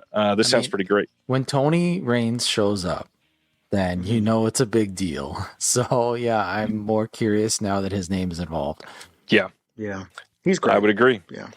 And then to round out the month from Eureka, on March 16th on Blu-ray in the UK only, they're doing The Invincible 8 from 1971. This is a Lo Wei film. Yes, and Lo Wei. More Lo Wei. This will have new commentary by Frank Jang and Michael Wirth. Frank Jang doing one of his 84 commentaries this month. We got a new appreciation of this film by Wayne Wong, author of Martial Arts Ecology. Are you guys into martial arts stuff? We haven't talked about that yet. Yes. So I'm a Shawscope person. Absolutely. That's why I'm thinking, did this come out through Arrow already or no? No. I don't Invincible think 8. so. This is with a very first Golden Harvest movie. Well, it is, yeah. I think it was the first one released. It wasn't the first one shot. I think it wasn't the first production. Yeah. So it's not Shawscope. Oh, interesting. Okay. No. So yeah. I'm curious, yeah. Yeah, I definitely want this one simply for the history on it. And 1971, that's pretty early for stuff like this to come out. So I'm definitely wanting this one. All right, let's end our time with a few releases from Kino Lorber. March 17th, 4K and Blu-ray releases of K2 from 1991. Classic. I remember seeing this one and being like nauseous from how some of the shots make me feel from this movie. Mm-hmm. New commentary by Brian Reisman and Max Every. This is K2, The Ultimate High. Any thoughts on this, Gentry? Yeah, I love K2. Yeah. I'm like an amateur mountaineer, so I always follow the annual climbs of Everest and K2. So I love mountaineering fear. Nice. So yeah, I think it's gonna look great in 4K. And I saw the special features on there, and they look pretty good. On the Blu-ray, they've actually got a couple new interviews on top of that brand new commentary, which is pretty impressive. Yeah. Glad they got it going on. Gentry's so rugged. Gentry's an outdoorsman. Yeah. I'm going to pass. Yeah. I said it on the commentary a lot. I said it on the podcast a lot. If a movie has too much male energy, I'm not that interested. So that looks like a lot of male energy. Yeah. Well, so does this next one. March 24th, there's a 4K coming of Gene Fred Ward again. It's our second Fred Ward. Gene Hackman's Uncommon Valor with Fred Ward and Robert Stack also. Casey, you love Reb Brown. Don't you love Reb Brown? I love Reb Brown. I do love Reb Brown. Yes. Yeah. New commentary on this one by Steve Mitchell and Cyrus Voris. Another new commentary by Douglas E. Winter. There is some new interviews here. New interview with Reb Brown. Yeah. Who Severin couldn't even get for Strike Commando. Yep. Wow. Okay. He still looks great too. Harold Sylvester as well, and then some trailers and such. Yeah, this looks like a pretty decent release. Glad this is going to be out on 4K. More Gene Hackman after his passing. It's nice. Yeah. So the movie's called Gene Hackman or Uncommon Valor? Uncommon Valor, sir. That would be wild. Randall Tex Cobb is in it. I'm totally sold. I love Randall Tex Cobb. Seriously, I'm not kidding. I love Randall Tex Cobb. Actually, I haven't seen this. This is a Swayze I haven't seen. I check this out. Yeah. Checking all the boxes now. The year before Red Dawn, he did this. Yeah. I talked about American Gigolo, so yeah, I'm a Swayze head. I love Patrick Swayze. Yeah. May Gray Sees Red, getting a Blu-ray release on March 17th from Kino. New commentary on this one by Simon Abrams. They've been doing a lot of the May Gray stuff. So, this was announced, I think, almost a year ago, and nice to see this coming out now. Love Jean Gabon. I think he's fantastic. Yeah, his stuff is always quality. Yeah, so I'll show up for Jean Gabon. Kino's done a lot of his stuff over the last year. You're the only person in history who's ever said that phrase. What, did I show up for Jean Gabon? I show up for Jean Gabon. Actually, Film Forum is now re-releasing. They're releasing Port of Shadows theatrically. Port of Shadows. Hands down, the best Jean Gabon movie. Don't get me wrong. I'm not denigrating him. I just thought it was fun. I was going to say, what are we doing? Terry's standing up for him in the chat, too. Yeah, love Jean Gabon. Yeah, he's great. He's really good. Even at this advanced age, like total badass. Yeah, he's great. Well, let's end on greatness too then, because the last announcement for the week is Runaway Train, coming on 4K on March 31st. This film with Jon Voight, Eric Roberts, Rebecca De Mornay, incredible. No new extras on this because they did get a new interview on the Blu-ray. I totally forgot to highlight that. New interview with Eric Roberts in the middle of him filming 814 movies this year. Yeah. He filmed it. That man does not say no. That man does not say no. Jon Voight can't get asked. Eric Roberts, Rebecca De Mornay also canceled. Yeah. So yeah. I love this movie though. One of the most surprising multiple Oscar nominated films of the 80s. It's so fantastic. Yeah, I'm definitely buying this. Bad art. Gotta say. It's not great. No. Not great. But and at then least part of it is part of the original art, I believe. I think most of it is. I think the copy on there is all added in afterwards. Yeah, I think so. Yeah. And then just in case you forgot, next week, what we are getting real quick, Dante's Peak 4K from Kino finally dropping, Evil Dead Rise 4K from Arrow Video, Babe 4K from Kino Lorber, that Amazon exclusive 1408 4K Steelbook. The Pink Panther 4K films are coming out next week from Kino. Yee 4K from Criterion, that's a big one. The sequel, Babe Pig in the City 4K from Kino as well. Bringing Out the Dead 4K, finally back in print after that original run sold out in like 18 minutes. We've got the Cabin Fever 4K Steelbook from Lionsgate Limited is shipping. Goodbye Columbus from Fun City Editions. Not only is it shipping, I just got that one into. Love the color on the Steelbook. I love that movie. I was very excited when I saw that they announced that because that's one that's very slept on. Yeah, Columbus. Yeah. Mystery Team shipping next week from Lionsgate Limited as well. Thunderheart 4K dropping. We've got Flickr Alley doing their focus on Louise Brooks. Looks like a fun release. The Godless Girl from Kino, and then Taxi Zoom Clo from Altered Innocence. I already got that one in too, and looks fantastic. Movie. I love that movie. I'm so glad that someone restored that because I have an old VHS from like Waterbearer Films, and I've been waiting for a restoration of that. So good. Yep. James Stewart 4-film collection from Warner Archive dropping next week. And if you don't have any of those films, those 4-film collections are the way to go. They are so much cheaper. It is great. And you get the full disc for all of the films. Robert Taylor 4-film collection next week also. But that's pretty much Naked Ambition up there, that documentary. Missed it. Yep. Bunny Yeager. Bunny Yeager doc. I'm telling you right now, that is an essential buy. Y'all need to buy that. Bunny Yeager is so important. She's an iconic. She's a model turned photographer. She did 2 Barry Mahon movies. She directed movies. That documentary is really good. So absolutely that's an essential purchase for sure. I must have missed this earlier. Bruce in the chat is saying he don't know if my comment went through, but if Gentry is looking for a link from Jess Franco to Pedro Almodovar, The Matador is it. A guy beats his meat to Franco movies in the film. Yeah. That's right. I forgot about that. See, Bruce is a real one. Bruce knows the stuff. You sure? Well, first of all, Bruce, aka Cinema Arcana. Bruce, I'm waiting for your best of 2025 lists. I got the Mono Digital list. I'm waiting for the Cinema Arcana lists, and you've been put on notice. So I want to know what your best releases of 2025 are, sir.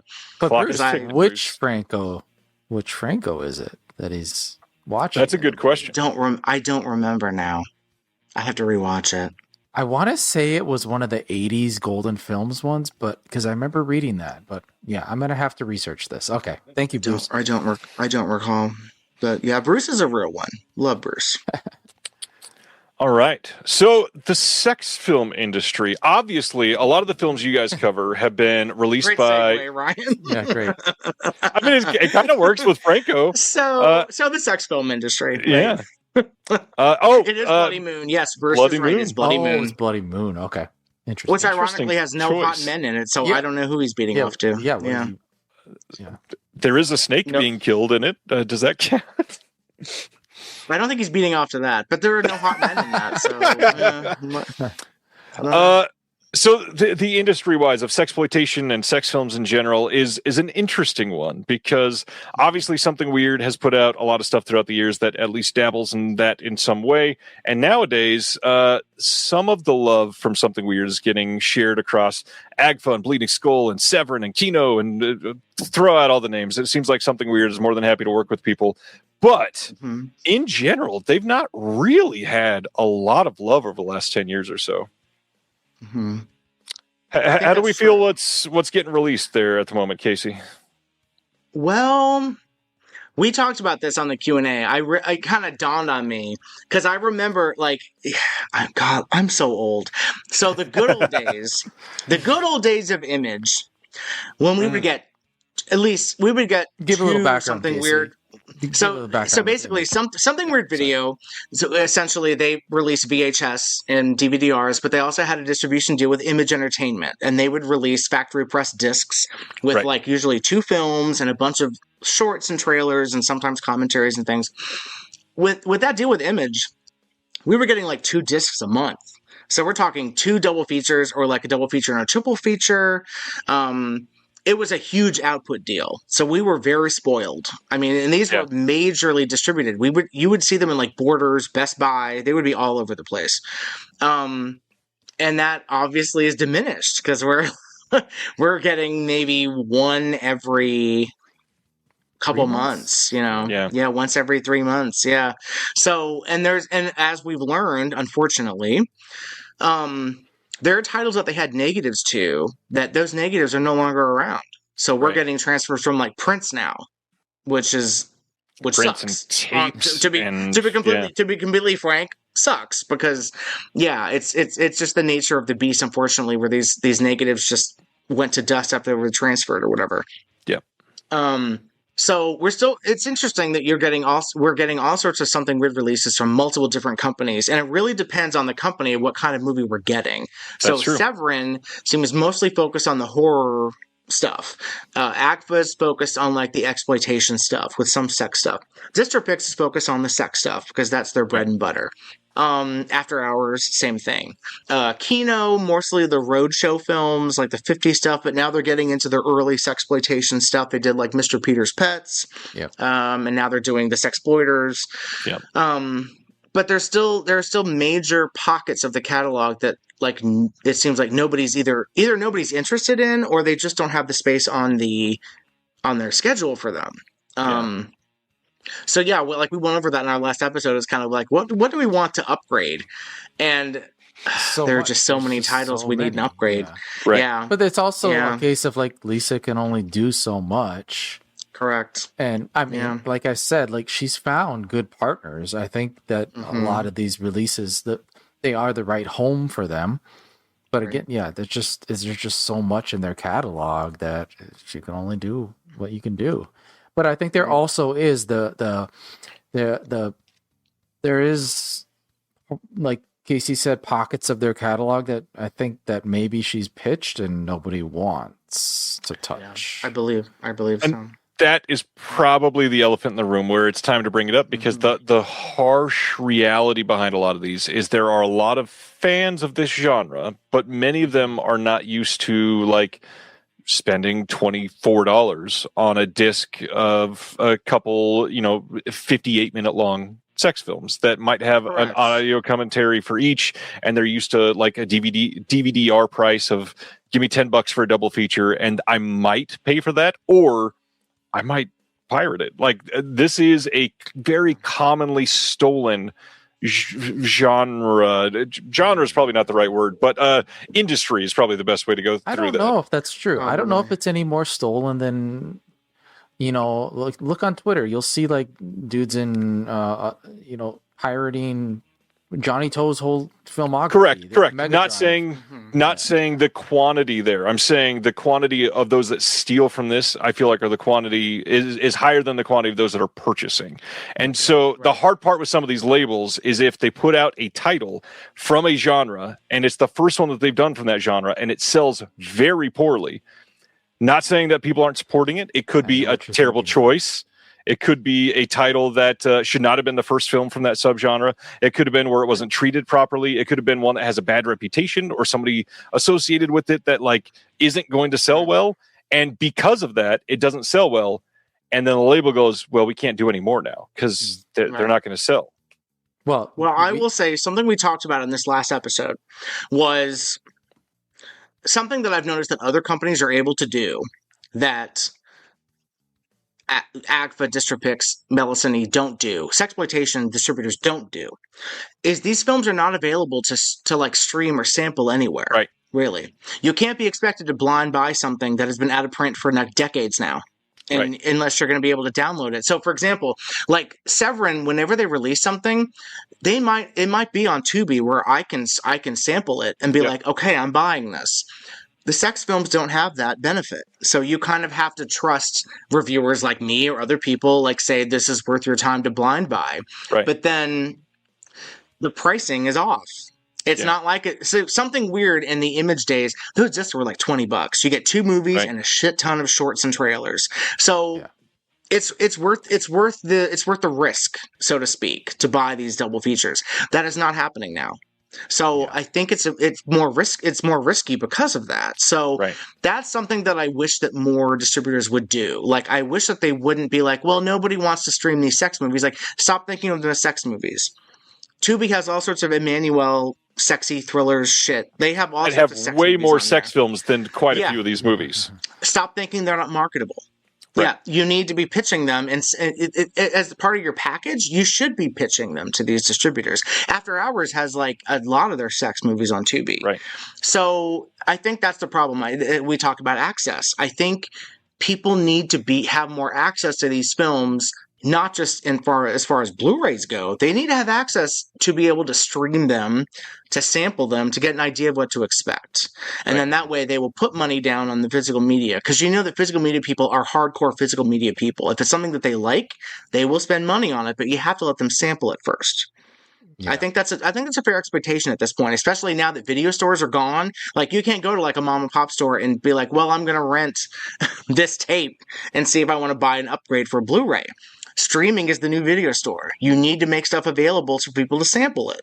Otherwise, they're not going to spend the money to buy it blind. I don't think. I think one aspect of that also needs to be approached too is theoretically some more of these videos like Vinegar Syndrome keeps doing. These educational short, like 7-minute highlight videos. Absolutely. Oscar has done some really great job teaching about restoration. Fantastic. The interviews with Steven have been great. The conversations behind the scenes. Lisa's even shown up in one or two of them. And the ability to show this is what the films are. This is what you can expect. Even if they can't stream, you could show us extended trailers or put out a 7-minute highlight reel of, hey, we're going to release these 5 films or something like that. Part of the problem there too is like they'll try putting those trailers up on YouTube and they'll get knocked down. Right. I mean, you don't have to show the explicit bit necessarily. And the hard part is even like Mondo Macabro and Severin have both had whole accounts nuked, and sometimes for trailers that don't have anything explicit in them. Right. There's no way to explain that. So we got to find some way to solve that. And it's larger than us, of course. Well, I think even for a while there, it was Vimeo, but then I've heard people had issues with Vimeo. Mondo Macabro got banned there too. Well, and no warning. I mentioned Mondo Macabro. We talked about them because, well, they're a good example of a company that put out a couple sex films and they did terrible and they haven't touched them since. Yep. Which is except sad for Cafe Flesh, which is like a weird exception to the rule. But that doesn't really count. That's something that is like a sex film that people who don't like sex films can like. That's why I don't like Cafe Flesh. I think it's an overrated film that like people who don't like sex films can say they like because it's a safe film to like. But if it's something like a Bushwhacker or a Ravager where it's a sex film. Right. And it's hard to justify that if you're trying to not seem like a pervert. That you like these films, you know? That was very upsetting that they only did that one partnership or something weird and it didn't go great. Emmanuel America didn't do great, which is crazy because now the Severin re-released it. Everyone went apeshit when Severin put it out. So I don't know why it wasn't that way when Mondo Macabro put it out. I don't know. The hard part here is it extends a lot further than just some of the companies that we're talking about too. It extends to other subgenres. It extends to certain directors. Pink films. How much did we talk about pink films tonight specifically? How they're having this crazy resurgence right now, which is great. I love that it's happening. That being said, there are two companies that both tried their first pink film earlier in 2025. Both TerrorVision and Deaf Crocodile released a pink film each, and they're both pretty great films, pretty great restorations. The extra work on both is pretty incredible. They both sold like shit because pink films were not popular yet. And I believe the limited edition for both of them are still available from both of their websites. And I'm kind of shocked neither one has had like a huge decrease in available units because people aren't running them after everything that has made pink films popular. And I don't know, is Vinegar Syndrome just the only hope to save all this right now? Like, it hurts to say that. I mean, I think they did good marketing on it as well. Like, I don't know. I don't remember how they marketed, like, Gushing Prayer or, I don't know if they really pushed the pink aspect of it. They didn't. They pushed it more as like an art film. So, which it is as well. But, it's just, it's the marketing, and it also is Vinegar Syndrome. Like, they are known for putting out those, that, and they're known for putting out films like with edgier sexual content. Yeah. So, I mean, yeah, those are two very different films than Sato. Or even the Roman pornos, though. 100%. Like, and that's something that Chris and Dakota will have talked about on their podcast and stuff. Like, we're talking black and white, kind of artsy fartsy pink films. Very different audience than like the Roman porno, the Sato. So they're definitely not muscle. Prayer, I also don't. I don't like Gushing Prayer.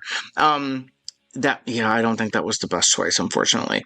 But I don't know. We talk about that a lot on the podcast, where there is a very heavy sex negativity in the market, which is very interesting to me. And that's something that I guess I would kind of beseech people to kind of self-examine why you're uncomfortable with sex in film. Why are you uncomfortable with nudity in film? And why? And I'll talk about Cafe Flesh again. Cafe Flesh, I will say it again, is a safe choice because it is very anti-sex, anti-porno. It's a safe film because it is not erotic. It is not focused on turning the audience on. Night Dreams, on the other hand, is better than Cafe Flesh visually, but also is sexually arousing. There's nothing wrong with that. So I think we're running into a lot of situations where people are like, well, there's nudity and sex, so that's awkward and weird. Yeah. So that's why I'm interested to see the reaction to Sato. Because, like, for example, Rewind, I think that it's been kind of overlooked that there is, like, an incestuous relationship and sex scene in that film. And I want to know how people react to that. Because that's not that uncommon for pink film to kind of push the boundaries with taboo and stuff like that. So Are true. people overlooking that in favor of the horror element? Yeah, it's interesting. It's interesting to see people kind of become much more conservative about sex. Which is not, film fans used to be much more open-minded, and I don't know what happened there. So yeah, I don't know what happened there. A little generational too. I feel like that comes and goes in waves quite a bit. Yeah, I'm always saying, like, I feel like the pendulum is gonna swing back, but I hope so. I don't know. Yeah. We'll see. Yeah. I think, and that's something that like Dakota and Chris and I can't keep their names out of my mouth because I love them. But Good. Yeah, we talk about that a lot. There's nothing shameful about watching something that turns you on. Like, there's nothing shameful about that. I don't think that I think there's kind of an expectation of people will say, well, you're a pervert if you like watching women nude in a film or men nude in a film or like a beautifully photographed sex scene. It's kind of like, well, it's still cinema. It's just a different kind of cinema that has always had to fight for legitimacy. And I thought we were kind of turning the corner in terms of that legitimacy. Yeah. And now it feels like we're going backwards. And I don't know why that is. I don't know why that is. For a real quick aside, I'm almost surprised pink films this year, it's Vinegar Syndrome, so I shouldn't be surprised, but surprised that they're kind of popular at the moment because not only is this current generation very anti-sex, there's a lot of people in the collectors community right now very anti anything not in English, and for people to be embracing it is nice to see. Oh yeah, like that's interesting. If you're reading comment sections, like there's a lot of people very much complaining, oh, Vinegar Syndrome, what they've got 4 films released this month and 3 are international films in a different language, and I have to read subtitles, and I'm pissed. Really? It's so embarrassing. I haven't heard that, but I would also That's really crazy. Yeah. I also am curious, like, we're talking about, Pink and the Sato set, like, we know the numbers that they're selling. Right. We don't know if they're really doing well. Like, yeah, there's a lot of chatter, but are they actually moving a significant number of units? I don't know. I don't think any of us know. We won't know unless the slipcover has sold out, and then you'll know. I mean, I don't know exact numbers. Sold out, you'll know. Yeah. But the big thing is if you're like me going through all the communities where people are posting stuff every day, you're seeing a lot of pickup pictures, and you can kind of gauge what most people are picking up. And I would say Sato is probably doing better than a lot of the other Melusine titles. And in some ways, like, this is where some of this conversation starts to hurt a little bit, because Vinegar Syndrome, and nothing against them, I understand a couple of the reasons why they had to do it, but before Melusine was its own thing, a lot of the Picorama titles, a lot of the old hardcore things that were subscription. They were a part of a subscription, and a lot of people had their eyes open to a lot of this a lot more. And but a lot of people hated it too. Agreed. You know why? Because the Tobolinas. I will never not complain. The Tobolinas glutted the market, and Joe Rubin agrees with me that they put out too much Tobolina. When your mission statement is to give attention to films that deserve attention and have been overlooked, you don't do Tobolinas. You don't do Tobolinas. You do Spinelli. You do Damiano. You do Chuck Vincent. You do, you do Bob Chin. Yeah, you don't do Tobolina. Yeah, Metzger. Yeah, you don't do Tobolina. So I think the fact that people were getting those as part of their subscription, I'm like, well, these are shit. What do you mean, Melusine? What do you mean, Vinegar Syndrome, that these are worth attention? Why are you restoring these from the camera negative? These are terrible. So I think that really, I honestly think that had a negative impact. I will always think that. But then you have like Sex World.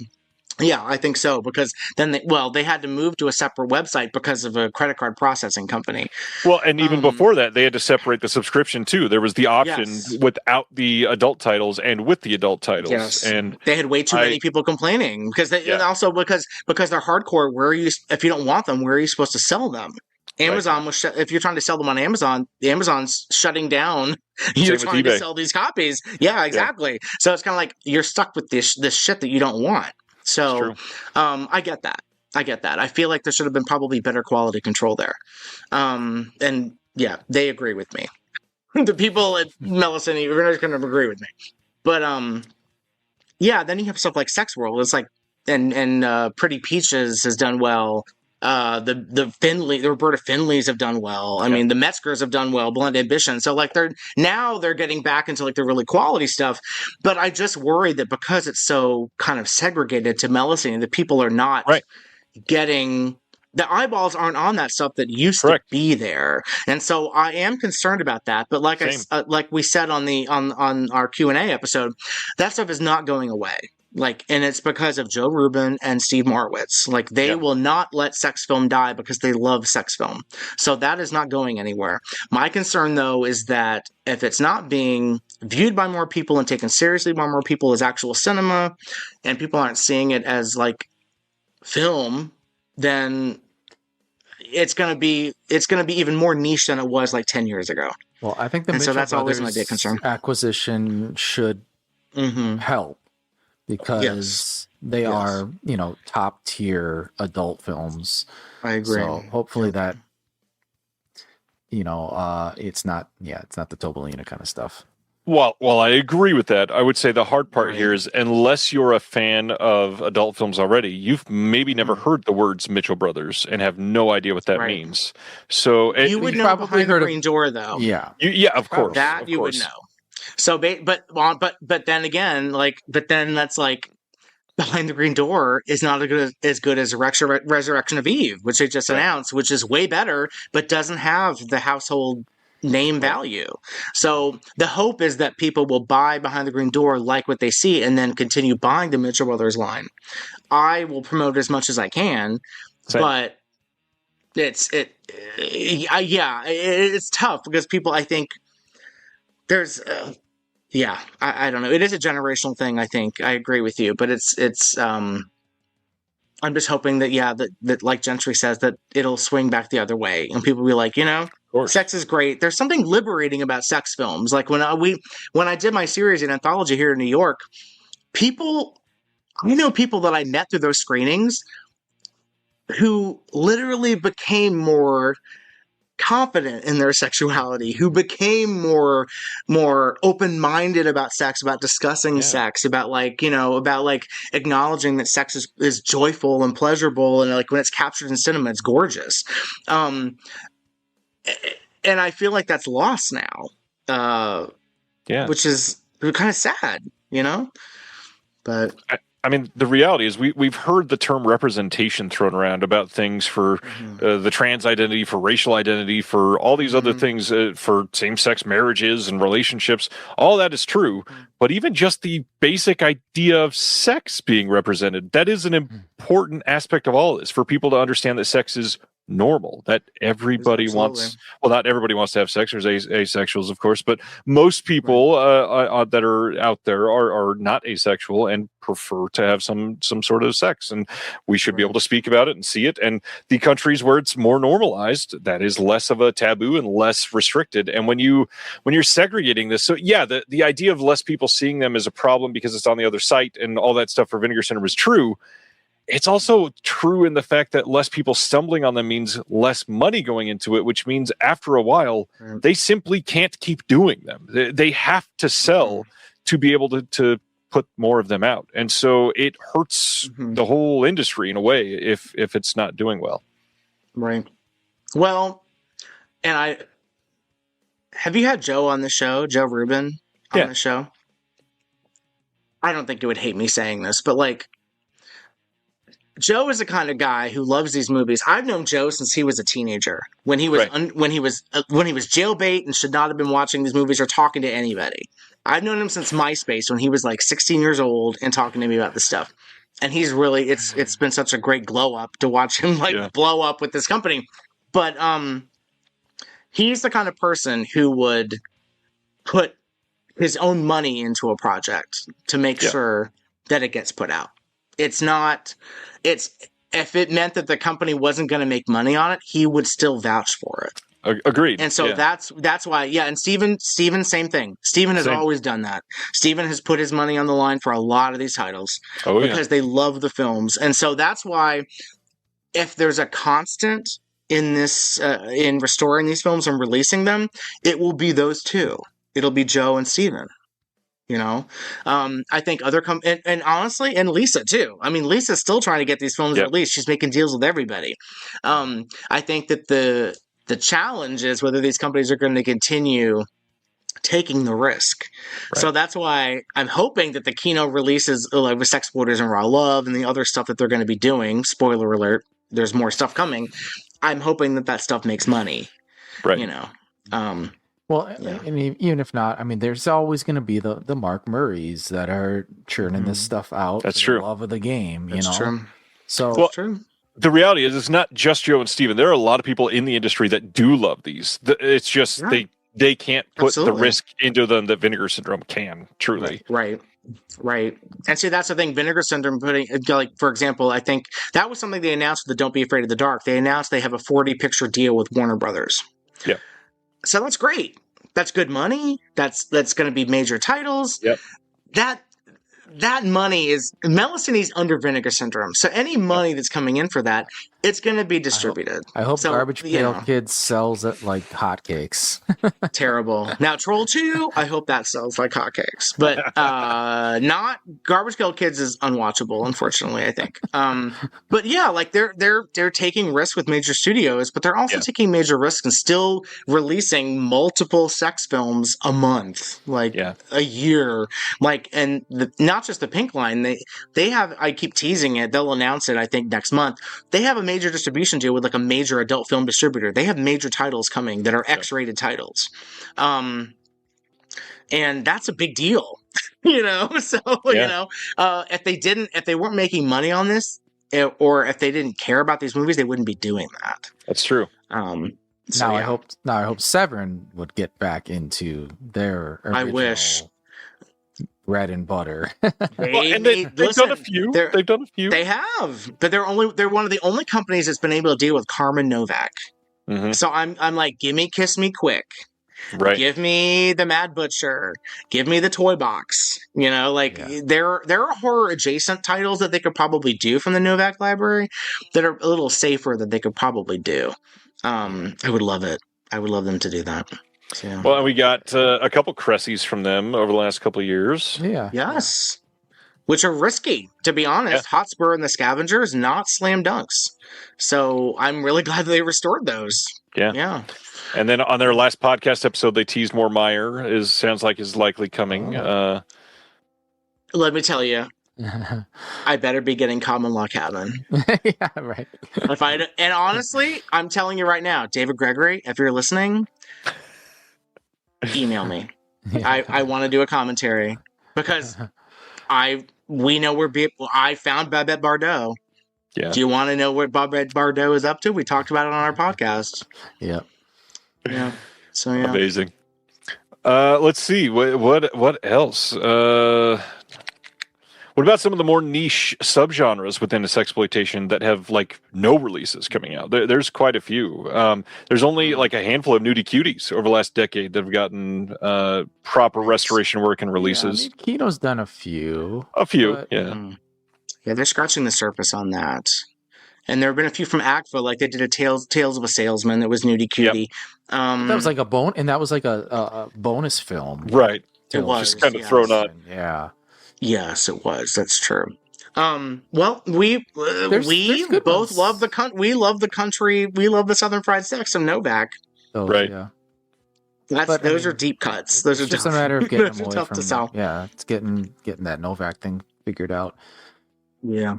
Talking about other subgenres, we get roughies pretty regularly, which is good because I think roughies have a nice crossover to like people who like film noir or horror. Roughies are kind of sexploitation horror adjacent, so you can see something like Confessions of a Psycho Cat or the Flesh trilogy, and there's appeal there to people who aren't necessarily looking for sex films. I'm trying to think of nudist camp movies. We don't. Do we need more nudist camp movies? Probably not. Which Kino's done a couple of those too. And yes, they have. VC, who did Raw Ones? I can't remember. VCI. Yeah, we don't talk about them. They have the John Lamb stuff, which is they need. Well, it sucks. While talking about this tonight, somebody has already DM'd me about the Raw Ones, and I'm not kidding. Literally. Oh, really? Yeah. I hate. I mean, Raw Ones is like they bought that. kit and caboodle. So they own that in perpetuity. Yeah, it's an important film. It's the first nudist camp film to show pickles and beaver. But very early too. Yeah. Again, in our dream scenario, that would get like a nice release with like context and a good audio commentary talking about this historical stuff. Yep. But yeah, that's not happening. And not an upscaled. Not an upscale transfer VCI, which apparently seems to be your thing. That's kind of the bummer about the John Lamb stuff, because it's been split up. Because Vinegar Syndrome has, I think, the hardcore stuff. Like they have Sexual Liberty Now and the Sam Dobbs movies, which were with After Hours. And then they have to have some few others, I think. But then, VCI has the rest, like Delinquent Schoolgirls and Farmer's Other Daughter and a few other things. But that was the wrong place for those to go, unfortunately. Agreed. Klon in the chat, said Toy Box, of course. Toy Box is a slam. Toy Box is so good. Because it's horror. It's haunted house, basically. Yeah. I could see it doing well. Yeah. It's so good. It's Ushi. It's Usha getting felt up by bed sheets. It's it's an ending out of Rocky Horror Picture Show. Like it's Toy Box is perfect. I don't know why. Well, maybe it is. I don't know. Maybe Severin is coming out with it in 2026. I would love that. I would love if they got Ron Garcia to talk about it. Yeah. And Kiss Me Quick, don't even get me started on Kiss Me Quick. Like, that is so good. And a restoration of that from the negative, like, the colors pop in that. It's What was the deal with House on Bear Mountain? I thought that there was something holding that. That is with... Let's see. Talk about that? Do we name names on this? We're pretty deep in There's like a third hour filmmaker who made a film called Neon Demon, who owns a lot of these films, who has put his name on a lot of shit that he had nothing to do with. A lot of stuff, I'm not a fan. Will never be a fan. Basically built his entire reputation as an expert on these films on Jimmy McDonough's back. Essentially. He has a lot of these films through a terrible deal that he made with another distributor. And he just restored these films, but he's not putting them out. He doesn't want to put them on physical. He doesn't want to put them out. Yeah. He's not making deals with any studios. So he has live on his garbage website that is impossible that are sitting around. Yeah.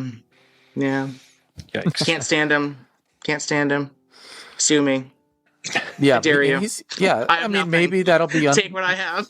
Maybe eventually some of that stuff will be released from whatever this contract is. But yeah, he's got some good stuff there. He really does. We haven't even mentioned the Olga films is a diamond. Those are with him. I mean, that would be a release of the year type thing if they bundled those together. Yeah, Olga films would be. Chancy Tramp is with him. All the Dillberries are with him. Jeez. Which is like Sexploitation masterpieces. Those are so crazy and good. And stay tuned. We might be talking about a deal. Well, yes, we will. We will. Yes, we have another Sexploitation episode coming up. Yeah. But it kind of goes back to that thing we talked about, which is access. If you're going to have access, if you're going to restore these films and have them hoarded and preserve them, if you're not going to make them available to people, then you're just like a hoarder with an expensive habit. I feel like it's your duty to make them available to people. Otherwise, I don't know what you're doing. Mm-hmm. Yeah. So, it's not good. Yeah. I agree, Bruce. And Mondo Keyhole, Bruce Holochek, that Mondo Keyhole is such a missed opportunity. I agree. Great movie. It's a Jack Hill movie. How do you fumble a Jack Hill movie on Blu-ray? Yeah, because they just upscaled it and they lied to people and said it was like trashed it out there. Yeah, Brian, I remember it was on the show. You were like, "Oh, I'm so excited! I got the Mono Keyhole. It's a 4K." And then the reveals came out. Yeah, and then I was like, "I don't think you know that it's actually." Yeah. No. Well, and that was the thing is when you are talking about these films that have not been treated right, and suddenly anybody's like, "We got a 4K restoration," and you like, at first at least, you kind of have to take that at face value, unless it's unless it's somebody like a few other names that have lied many times about things like that. And with VCI, it's weird because VCI has so many different lanes that they've driven in over the years, and some of them are very well taken care of. Some of them are actually properly done. And VCI as a whole has some a very interesting catalog. You can find some great stuff in there. And so for a moment, you kind of have to just trust them. And then you get the product and go, oh. I know. Yeah. Well, also because you have other companies that are telling you they're doing these restorations. You're like, oh, okay, so everyone's on board and they're all doing the same thing. And that just is not the case. Right. Unfortunately. It hurts my heart. Like, I want a new Delinquent Schoolgirls, and I want to get Sharon Kelly for a commentary because she has good stories about that movie. Right. You know, doing the kung fu and stuff like that. Yes, I love that scene. Yeah, it's fun, but VCI isn't going to do it any justice, which is a bummer because it's just it's just one of those things where the cards fall where they do, and it's. Well, and the guy in the chat said, 90s erotic thrillers, like, there's so much stuff that still hasn't been touched. People talk about like running out of releases at some point. It's like, not really. No. Well, 90s erotic thrillers, I talked about briefly on our most recent episode, where a lot of stuff that was in the 90s may have been shot on film, but it was edited on tape. Yeah. Right. So you're not going to get a restoration of this. If it went straight to tape, straight to video, a lot of those producers were editing on video. So there's only a master tape of it. Yeah. You can't do a negative restoration because there is no negative. Like marketed the right way, like people would still buy it if it's bundled up with some others, and it's just like, you're getting you have to market it correctly. Yeah, you're getting the video transfer, but you're getting in the sexy bundle. They're all on one disc. Don't get me started on SVHS transfers on Blu-ray. Yeah, I know they do not belong on Blu-ray. I disagree. I think that disagree too. Blu-ray is just a volume. You can fit more on it. It's not necessarily about quality. Maybe not to mention Blu-ray is about. I'm sorry, Blu-ray is about quality. That's the entire point. If it's SVHS, put it out on DVD. Blu-rays also format. Yeah, Blu-rays also are more able to withstand damage. So I would prefer Blu-ray that is anyways. True. Oh, really? That is true. Yeah, yes, Blu-rays are less. They're more scratch resistant than DVDs. Yes, they are. That's true. But honestly, we talked about this with Alex. I'll mention it. We know that there's SVHS transfers of stuff, that there are film elements and sometimes negatives available. And a lot of those, theoretically, they could take that and re-edit now the camera. And if things sold well, companies Vinegar Syndrome, look what they just did to Dirty Work. If something is going to do well, you can take the time and the energy and the resources and put it in. The hard part, like we started off saying, is this industry specifically, at the moment, does not support that. And that's the sort of thing. If you're going to pour time and energy and lots of human resources into, they have to sell. They have to. Yes. Well, the big example I can think of is Sweet Savage 2, which Sweet Savage was, an Ann Savage hardcore movie that Aldo Ray was in and won a Best Actor award at the AFAA, which is crazy. But there was a sequel that was shot in the 80s, never released, never edited. It all exists in negative only. So I'm just like, well, you could do it. Vinegar Syndrome could do a New York Ninja and edit this together and create it and release it for the first time ever. But it's a hardcore film. Right. So what's the benefit of that? They can't it's not like New York Ninja where they can put it on Tubi. They can distribute it like in repertory theaters as a restoration of something that's fun. 80s, play it on TCM. That's where I saw New York Ninja was. Yes, on TCM. Right, exactly. It can't be on TCM midnight because it's a hardcore film. So, it is. I know that Joe really wanted that stuff for obvious reasons, but it's kind of one of those things like, what can we do with it? It's not going to make any money.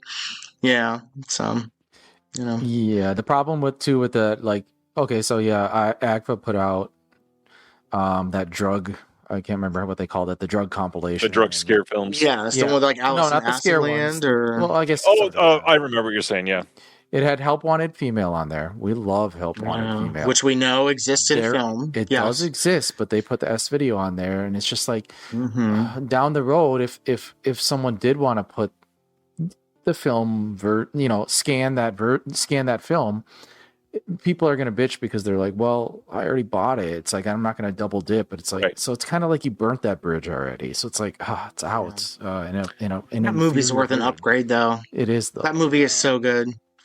Well, yeah. That's John Hayes' best sex movie, honestly. This is happening more and more. I mean, in the last month, there was a partner label release that was announced that was only off of like an IP or an old film print, and another label was going after the film at the same time and just found the negative. And now, because that label has access to the negative, there's no way to release it again for at least 5 years. And by then, are they going to be able to put the money into it? Are they going to be able to sell it again? Because people had access to it for 5 years and just bought it. Why would they spend the money on it again? It's Unless a crazy, significantly upgraded. Yeah. Well, and even then, being able to say, "Here's a 4K," might not be enough for a lot of people, and that's a lot of money to invest. And another example I can think of that is the Sarno movie, which is not even a good Sarno movie, which is All the Sins of Sodom. Yeah. Which Vinegar Syndrome had access to the camera negatives. After Hour Cinema had like a clean print, and they released a double feature with Vibrations. Right. Vinegar Syndrome released it on its own with I think Michael Bowen was interviewed, but that's it. So it's kind of like, well, which is the better value? You get two movies on one release, or you get a transfer from the camera negative with a historian's input. Right. So yeah, and over that movie, it's kind of like, pick a better movie to have conflicting releases over. But yeah. Yeah, no, Bruce mentions, I really like The Hard Road, and the blue is literally a downgrade for my 25-year-old DVD. Yeah. Yeah. I don't know what to tell you. Well, that release is like, you're buying it. If you're going to buy it, you're buying it to like do the drive-in mode. It's like for that experience to, you're getting that fun AGFA experience. Sure. But for what price? As opposed to like the cleanest looking, scan and all that. But what's the price? Yeah. That's the problem. Yeah. Triple features from something weird would come out for like $20. Yeah. And now we have a Blu-ray that's coming out for $30. $30 from an SVHS and not a film transfer, which was the Image DVD where film transfers. I'm just saying, if you're going to do that from SVHS, you need to drop the price. The price needs to be rock bottom. Because if you're getting something that, for example, I had the DVD-R of Tales of a Salesman. From the negative, it's on Blu-ray from a print.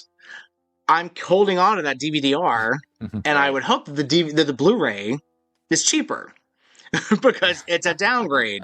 So it's kind of, it's I think the pricing probably needs to be re-examined. If you're doing just SVHS, I think it shouldn't be more than $20, honestly. Well, and there's a lot of with the slipcover, but yeah, there's a lot of problems lately too. I mean, so many of these, not to pick on AGFA, but they're one that's gotten some negative feedback. Things like subtitles have been messed up lately, and that is hurting people's trust in some of these labels because it's very clearly like AI recognition subtitles or God. Don't get me started on AI. Okay. Yeah. Not Stuff good. like that That's is why, rough. That's why I shout out Dino at Vinegar Syndrome. Dino takes his subtitles very seriously. So Vinegar Syndrome subtitles, and he didn't. I think that there used to be a different subtitles person. The subtitles have gotten better now that he's doing them because he takes it so seriously.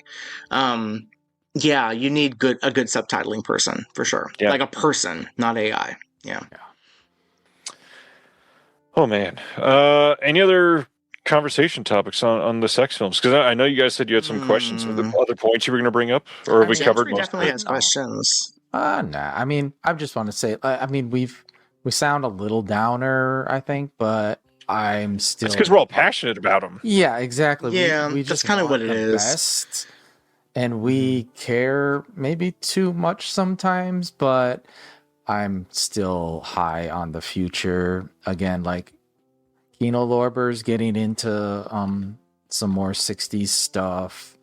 Yeah. There's still some really exciting stuff coming from Melusine and Dystropix in 2026 with some big names again. So there's good stuff. Obviously, we have like favorites that were like sad still are not being treated properly. You got to stop for them still. Yeah, exactly. So like we'll never stop saying we need All American Girl on Blu-ray. We need All American Girl, and Vinegar Syndrome has it. Yeah. So let's go. What's the problem?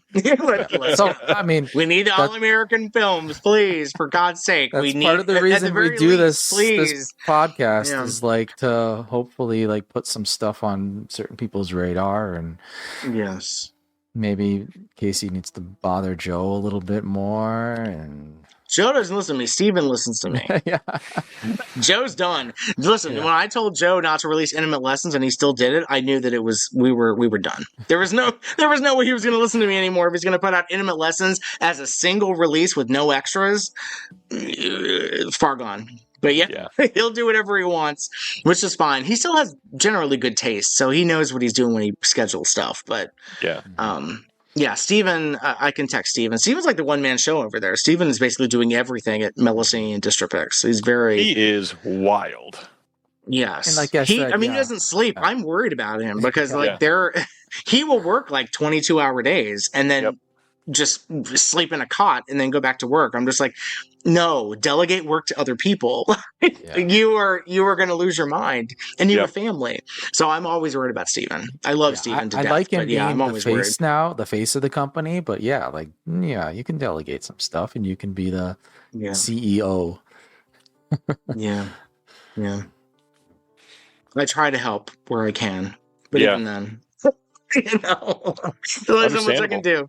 Yeah. Well, and that's why I appreciate you guys so much, because genuinely, and this, for some that are already in, this might sound silly, and honestly, for some on the outside, this might sound silly, but literally just talking about these films sometimes can be enough. You get certain people interested, and then when they hear the name on the podcast 8 times, like right now, if somebody heard that Kiss Me Quick was getting a release, they could be like, oh my God, I've heard Casey say that title 817 times, which means I'm going to buy it because I recognize that Casey loves that movie. Why do you think I keep mentioning Miss Fat Zappin? Because because we want to be on that commentary, but also I want them to prioritize that and make sure they get that. So we mention a lot. We mention Sarno in like every episode. Yep. I bring up Pamela You Are a lot. Yeah, you kind of do. For how obscure that movie is, that's super obscure. Yeah, masterpiece. I love that movie. Like there's still so much stuff that is, when Lisa discontinued the DVD-R, there's stuff that just you cannot find anywhere unless Casey is ripping it from a DVD-R for me to watch. Which I've had to do. So, or it's on Cultpix. I mean, Cultpix is really good about releasing. We haven't even mentioned Cultpix this whole time. Not even a single time. Cultpix has been great. Cultpix has really been digging deep into the library. They just put out, what did they put out that I was so excited about? Marina and Jennifer. Yeah. And is Una on there? Yes, Una was up. Yeah, and Love Me Please just came out. Love Me Please is Linda Boyce. Like they are digging deep into the archives and releasing the stuff that was only ever on VHS and DVD-R. Yeah. But the sad thing is, Lisa tells us like most of the stuff that they're putting up there is stuff that's like is not scheduled to be released on physical anytime soon. So it's like you see something you love on Cultpix, you're like, oh well, it's great that I can watch it on here, but damn, I wish this was getting a release. Yeah, I know. That's why I love my physical media. I mean, during COVID, that's what I did. Something weird. They were winding down, and I sent Lisa. I sent Lisa massive orders. I was like, "Send me everything." But I also was like, "If it's easier, just send me the discs and the artwork. Don't worry about Amrays." So I still have stuff that's sitting around in piles that are just discs and artwork, no cases. Yeah. Wow. Because I'm just like, I just need it before I know you're going to stop. So I need everything that you have. So yeah, there's still stuff I haven't watched from like the 60s and 70s. That's my hope, is so many of these people can now discover what Something Weird was and like follow the releases that are coming out. The hard part though is, for those that were not following the archive that Something Weird had, it is so easy to just be like, oh, they had an archive. No, they had an archive, like capital A, holy shit, they have so much stuff. Yeah, and Lisa's still trying to get rid of some of it. Yeah. Trying to clean out. There is something that I keep hoping that will happen with like releases of these films, or even like Cultpix or things like that. Like, I want new audiences to discover like Gigi Darlene and Uta Erickson and Linda Boyce and Ushi and like Christine Murray and like these Barbara Mills, like these stars of sexploitation that like people of a certain generation from a couple years ago, they were all over the place in something weird catalogs, but now they're still kind of very niche. And so I'm hoping that people will discover them and maybe discover new favorite people, like, and not be very, well, I would just hope they wouldn't be judgmental about the fact that a lot of these women are famous because they were like nude and everything, Right. They're famous because they're beautiful. I mean, that's the history of film. Right. That's true. Yes. Well, that's true. I mean, we have people like Gina Harlow and Marlene Dietrich and all sorts of people that were famous because they were Paula Negri going down to the silent. They're famous because they were. Yes. Yeah. Right. So a lot of people that are famous because they're beautiful.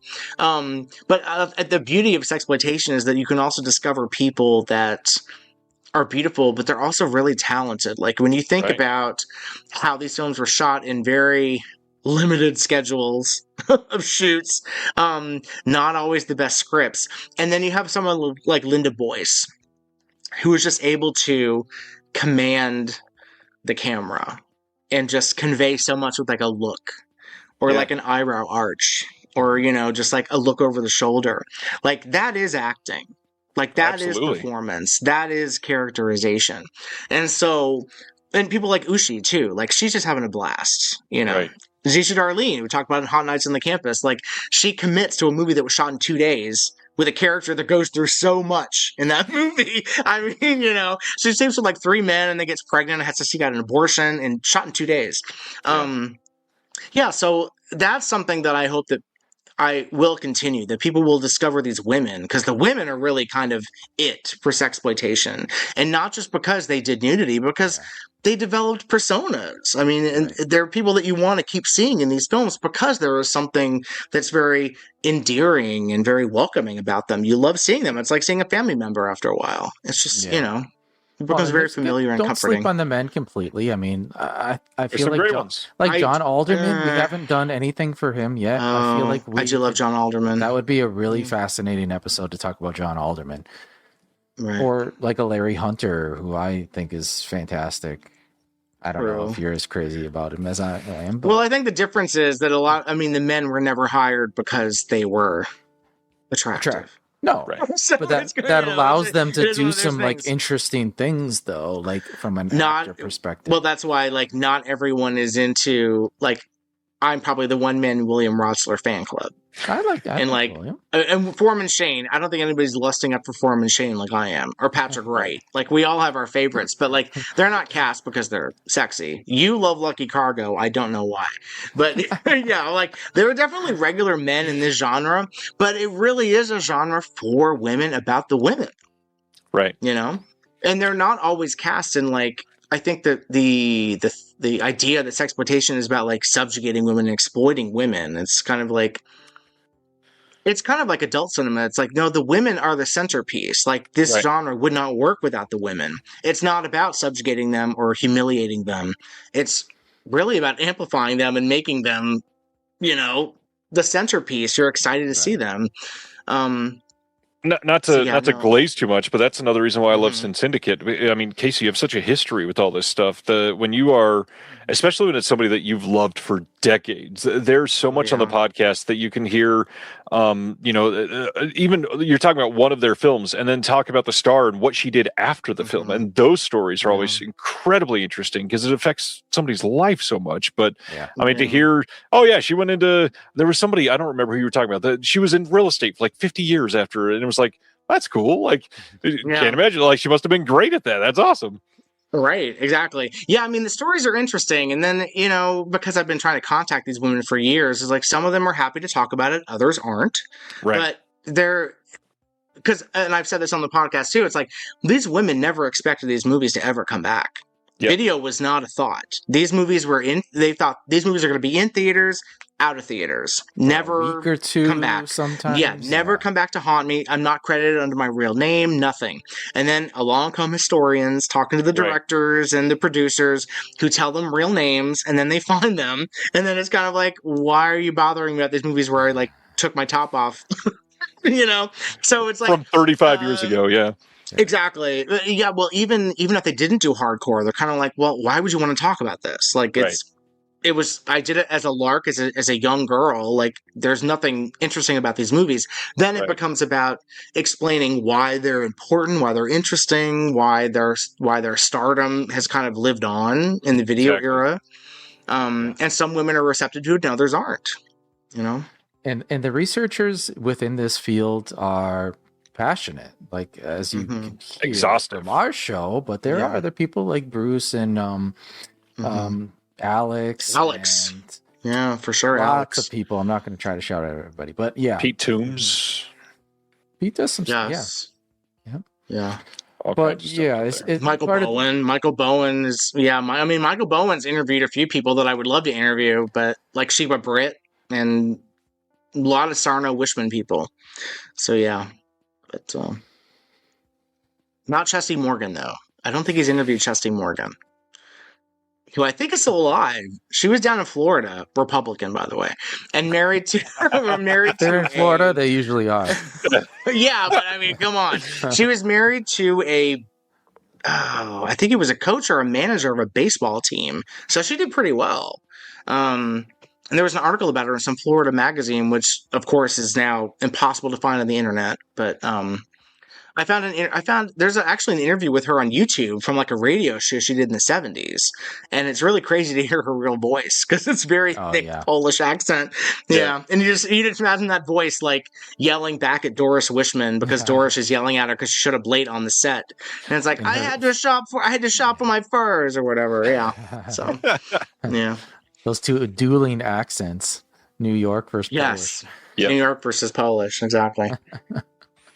Well, any other stone to overturn before we call it a night? No, we're excited about this antenna thing that's coming out. I know, I saw that, and I'm very intrigued. Yeah. Gonna be an exciting week. Thanks for coming on, guys. This has been something I've been looking forward to for months, literally. We first talked about this ages ago. That's true. Don't play favorites, Ryan. I try not to. Even though, hey, we didn't even mention we were the number one podcast on your list. I forgot. I didn't do that. Yeah, I've been shouting that out a lot. That's right. And then Two in the Pink, it was number 2. Yeah. Yes. That's right. Which is like our sister podcast. Like, we have our own chat with them. Like I think we talk to them every day. Do we not, Gentry? Pretty much, yeah. Oh, there's always something to talk about with them. Well, and that's the thing too. We both are very similar, like our team and the Pinku team, because we're trying to get this stuff out there and seen by more people. So we've been making our own different, but simultaneously making connections with it, with labels and stuff. And so we chat about our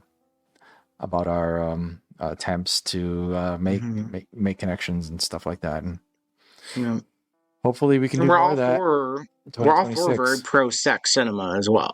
Oh, that too. Yeah. Like we're kind of tired of the sex negativity. We're just kind of like, no, this is great. This is I love seeing this. I love seeing sex photographed beautifully. To close it out, I guess, but like sex films are not just about like being aroused. It's about interesting movies. These are interesting movies to watch. Absolutely. Especially compared to what you'll find on Netflix. Like that's why I think that there's still like a pendulum swing that might happen where people realize like, okay, if there was a streaming option to easily see this stuff like there is for Netflix, people would enjoy them because they are fun to watch, So that's my. By the way, Cult Pick's only $5.99 a month, I think, for anybody looking to access. That's a good deal for as much as they have. I'm a yearly. Yeah. I just paid the flat year. Yeah, which I think is only like $50 at this point. Oh, that's the way to go for sure. Yeah. That's cheaper than Criterion Channel for a year. Yeah, it's true. Although they should just give me a free subscription at this point. I would agree. Or sponsor the podcast. Look at that. Yes. Yeah, we've talked to them a little bit. We might try to do some fun stuff. So yeah, stay tuned. Yeah, I love them. But I've been a fan of Club Super 8 forever. So yeah. they're doing good stuff over there in Sweden. Amazing. All right, gents. Swedish stuff. Thanks, Ryan. Everybody, please go subscribe to Sin Syndicate if you haven't, and not just the podcast. Go check out the Patreon, because if you love this stuff and you want the enriching background information that can't be delivered in an audio form, you need to be able to see all this visually. And that's the way. I mean, you guys are putting what, like 5 posts a week out, something like that.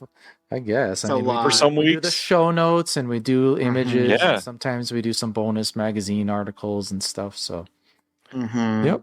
Actually, before we go, do you have? I will ask Gentry. Do you have any episodes of our show that you would actually recommend people check out first? Ooh. I would say do not check out the first one first. I think that's not great. I think we've really gotten better over time. I don't know. But I'll just go with do the you have Lisa favorites, one. Gentry? Everybody seems to love the Lisa one, so the Lisa one's good. I would say the Tony Orlando one with Alex Santo is good. I would say that our Kiss Me Quick episode is good. Our Sassy Sue episode is good. Trying to think of ones that I listen to, because I like listening back to them, because I like me hanging out with Gentry. It's just like, so. Which is funny, because I was just thinking about that, like looking at our schedule coming up, and I'm like, oh, we don't have like a me and Casey episode for a little while here, but we'll get there. It'll feel like coming home a bit. Throw a bonus episode. That's true. Yeah, that's true. Well, yeah, because I think Sassy Sue we did because we both were into talking about the Harry Novaks, and it was like nobody else is going to want to talk about these. And John Toll. So. We both love John Toll. We both love John Toll. There's every once in a while ones that Gentry are like, we're going to talk about this. All American Girl with Patrick Crane is a good episode. Actually, the one with the Pinku, Two and the Pinku guys is great. That's a very unhinged episode, because we talk about a lot of crazy shit. One of our most listened to episodes. That's up Not there. surprised. It's great. Yeah. It's great. Yeah. So there's a lot of good stuff. I mean, it's definitely a show that I'm definitely proud of it. It's something that I went in with hesitation because of... Who was this random Gentry guy? Yeah, I was like, I guess we could do this podcast, Gentry. And then it really, I don't trust a lot of people very easily. So Gentry, I love Gentry. So and Alex too. I mean, we have a really good community, and we have so many good Patreons and people we talk to who are regular listeners. So it's such a great community. Such a short that's built time up we've around built this up. stuff. Yeah, we've built such a great community, and not even a year yet. And this could have totally bombed. Like Casey and I could have just like not really worked together well. Yeah. Whatever. But right, it is what it is. And here we are. Here we are. I know. Yeah.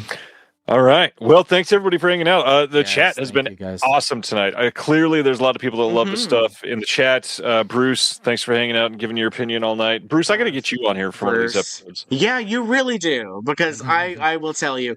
Well, Bruce, I've loved Bruce forever. I've known him for years and years. So yeah. I think he and I have talked about it a couple times, but it needs to happen already. Again, go subscribe to the Patreon for Sin Syndicate and the podcast. Lots of cool stuff coming up. On that note, thanks, guys, and we'll see you all next Thursday. Have a good one. Thank you for watching The Disconnected. On the way out, make sure that you are subscribed to the channel, that you've liked the video, and that you've copied the link to be able to share it with someone else that may appreciate this.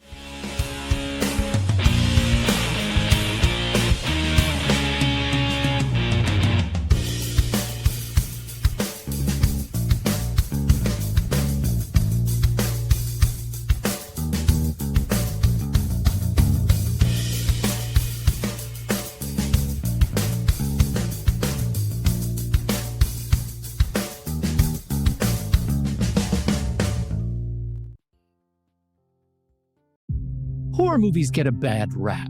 They're cheap thrills, mindless gore, not cinema, blah, blah, blah. But we here at Sitting in the Dark know better.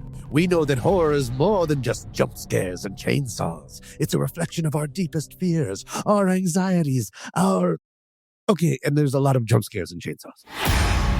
Join us, Pete Wright, Tommy Metz III, Kyle Olson, and Keenan Diaz, as we cut into the dark heart of horror cinema. Every episode, we explore a different facet of the genre, from survival horror to home invasions, from zombies to birds. We tickle the tropes, analyze the angles, and sharpen our own axes along the way. We'll introduce you to the classics that shaped the genre. And the modern masterpieces that are pushing the boundaries of terror. Sitting in the Dark is your guide to navigating the terrifying, thrilling, and sometimes hilariously bad world of horror movies. We'll help you understand why we love to be scared.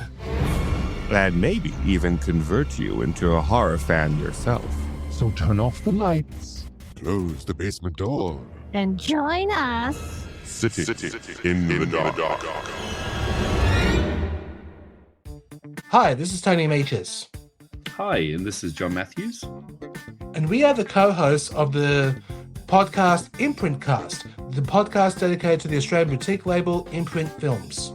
Yes, if you want to know everything related to imprint or in the imprint world, this is the podcast for you, as we cover announcements and also upcoming releases from the imprint lineup. Yes, and we are not the only hosts on this show. We also have family members. They include Suzanne Boleyn, Paul Berryman, Jim Mulvihill, as well as Ryan Kendall. Also joining us are content creators who contribute to the imprint releases, doing commentaries, essays. They're actually on the show discussing the releases they worked on via deep dive episodes covering various titles. You can also watch our videos on certain episodes with the content creators as well as us, as well as the family members. And of course, you can always listen to this podcast wherever you listen to your podcast and our YouTube channel, Imprintcast. And don't forget, Imprintcast is a part of Someone's Favorite Productions podcast network.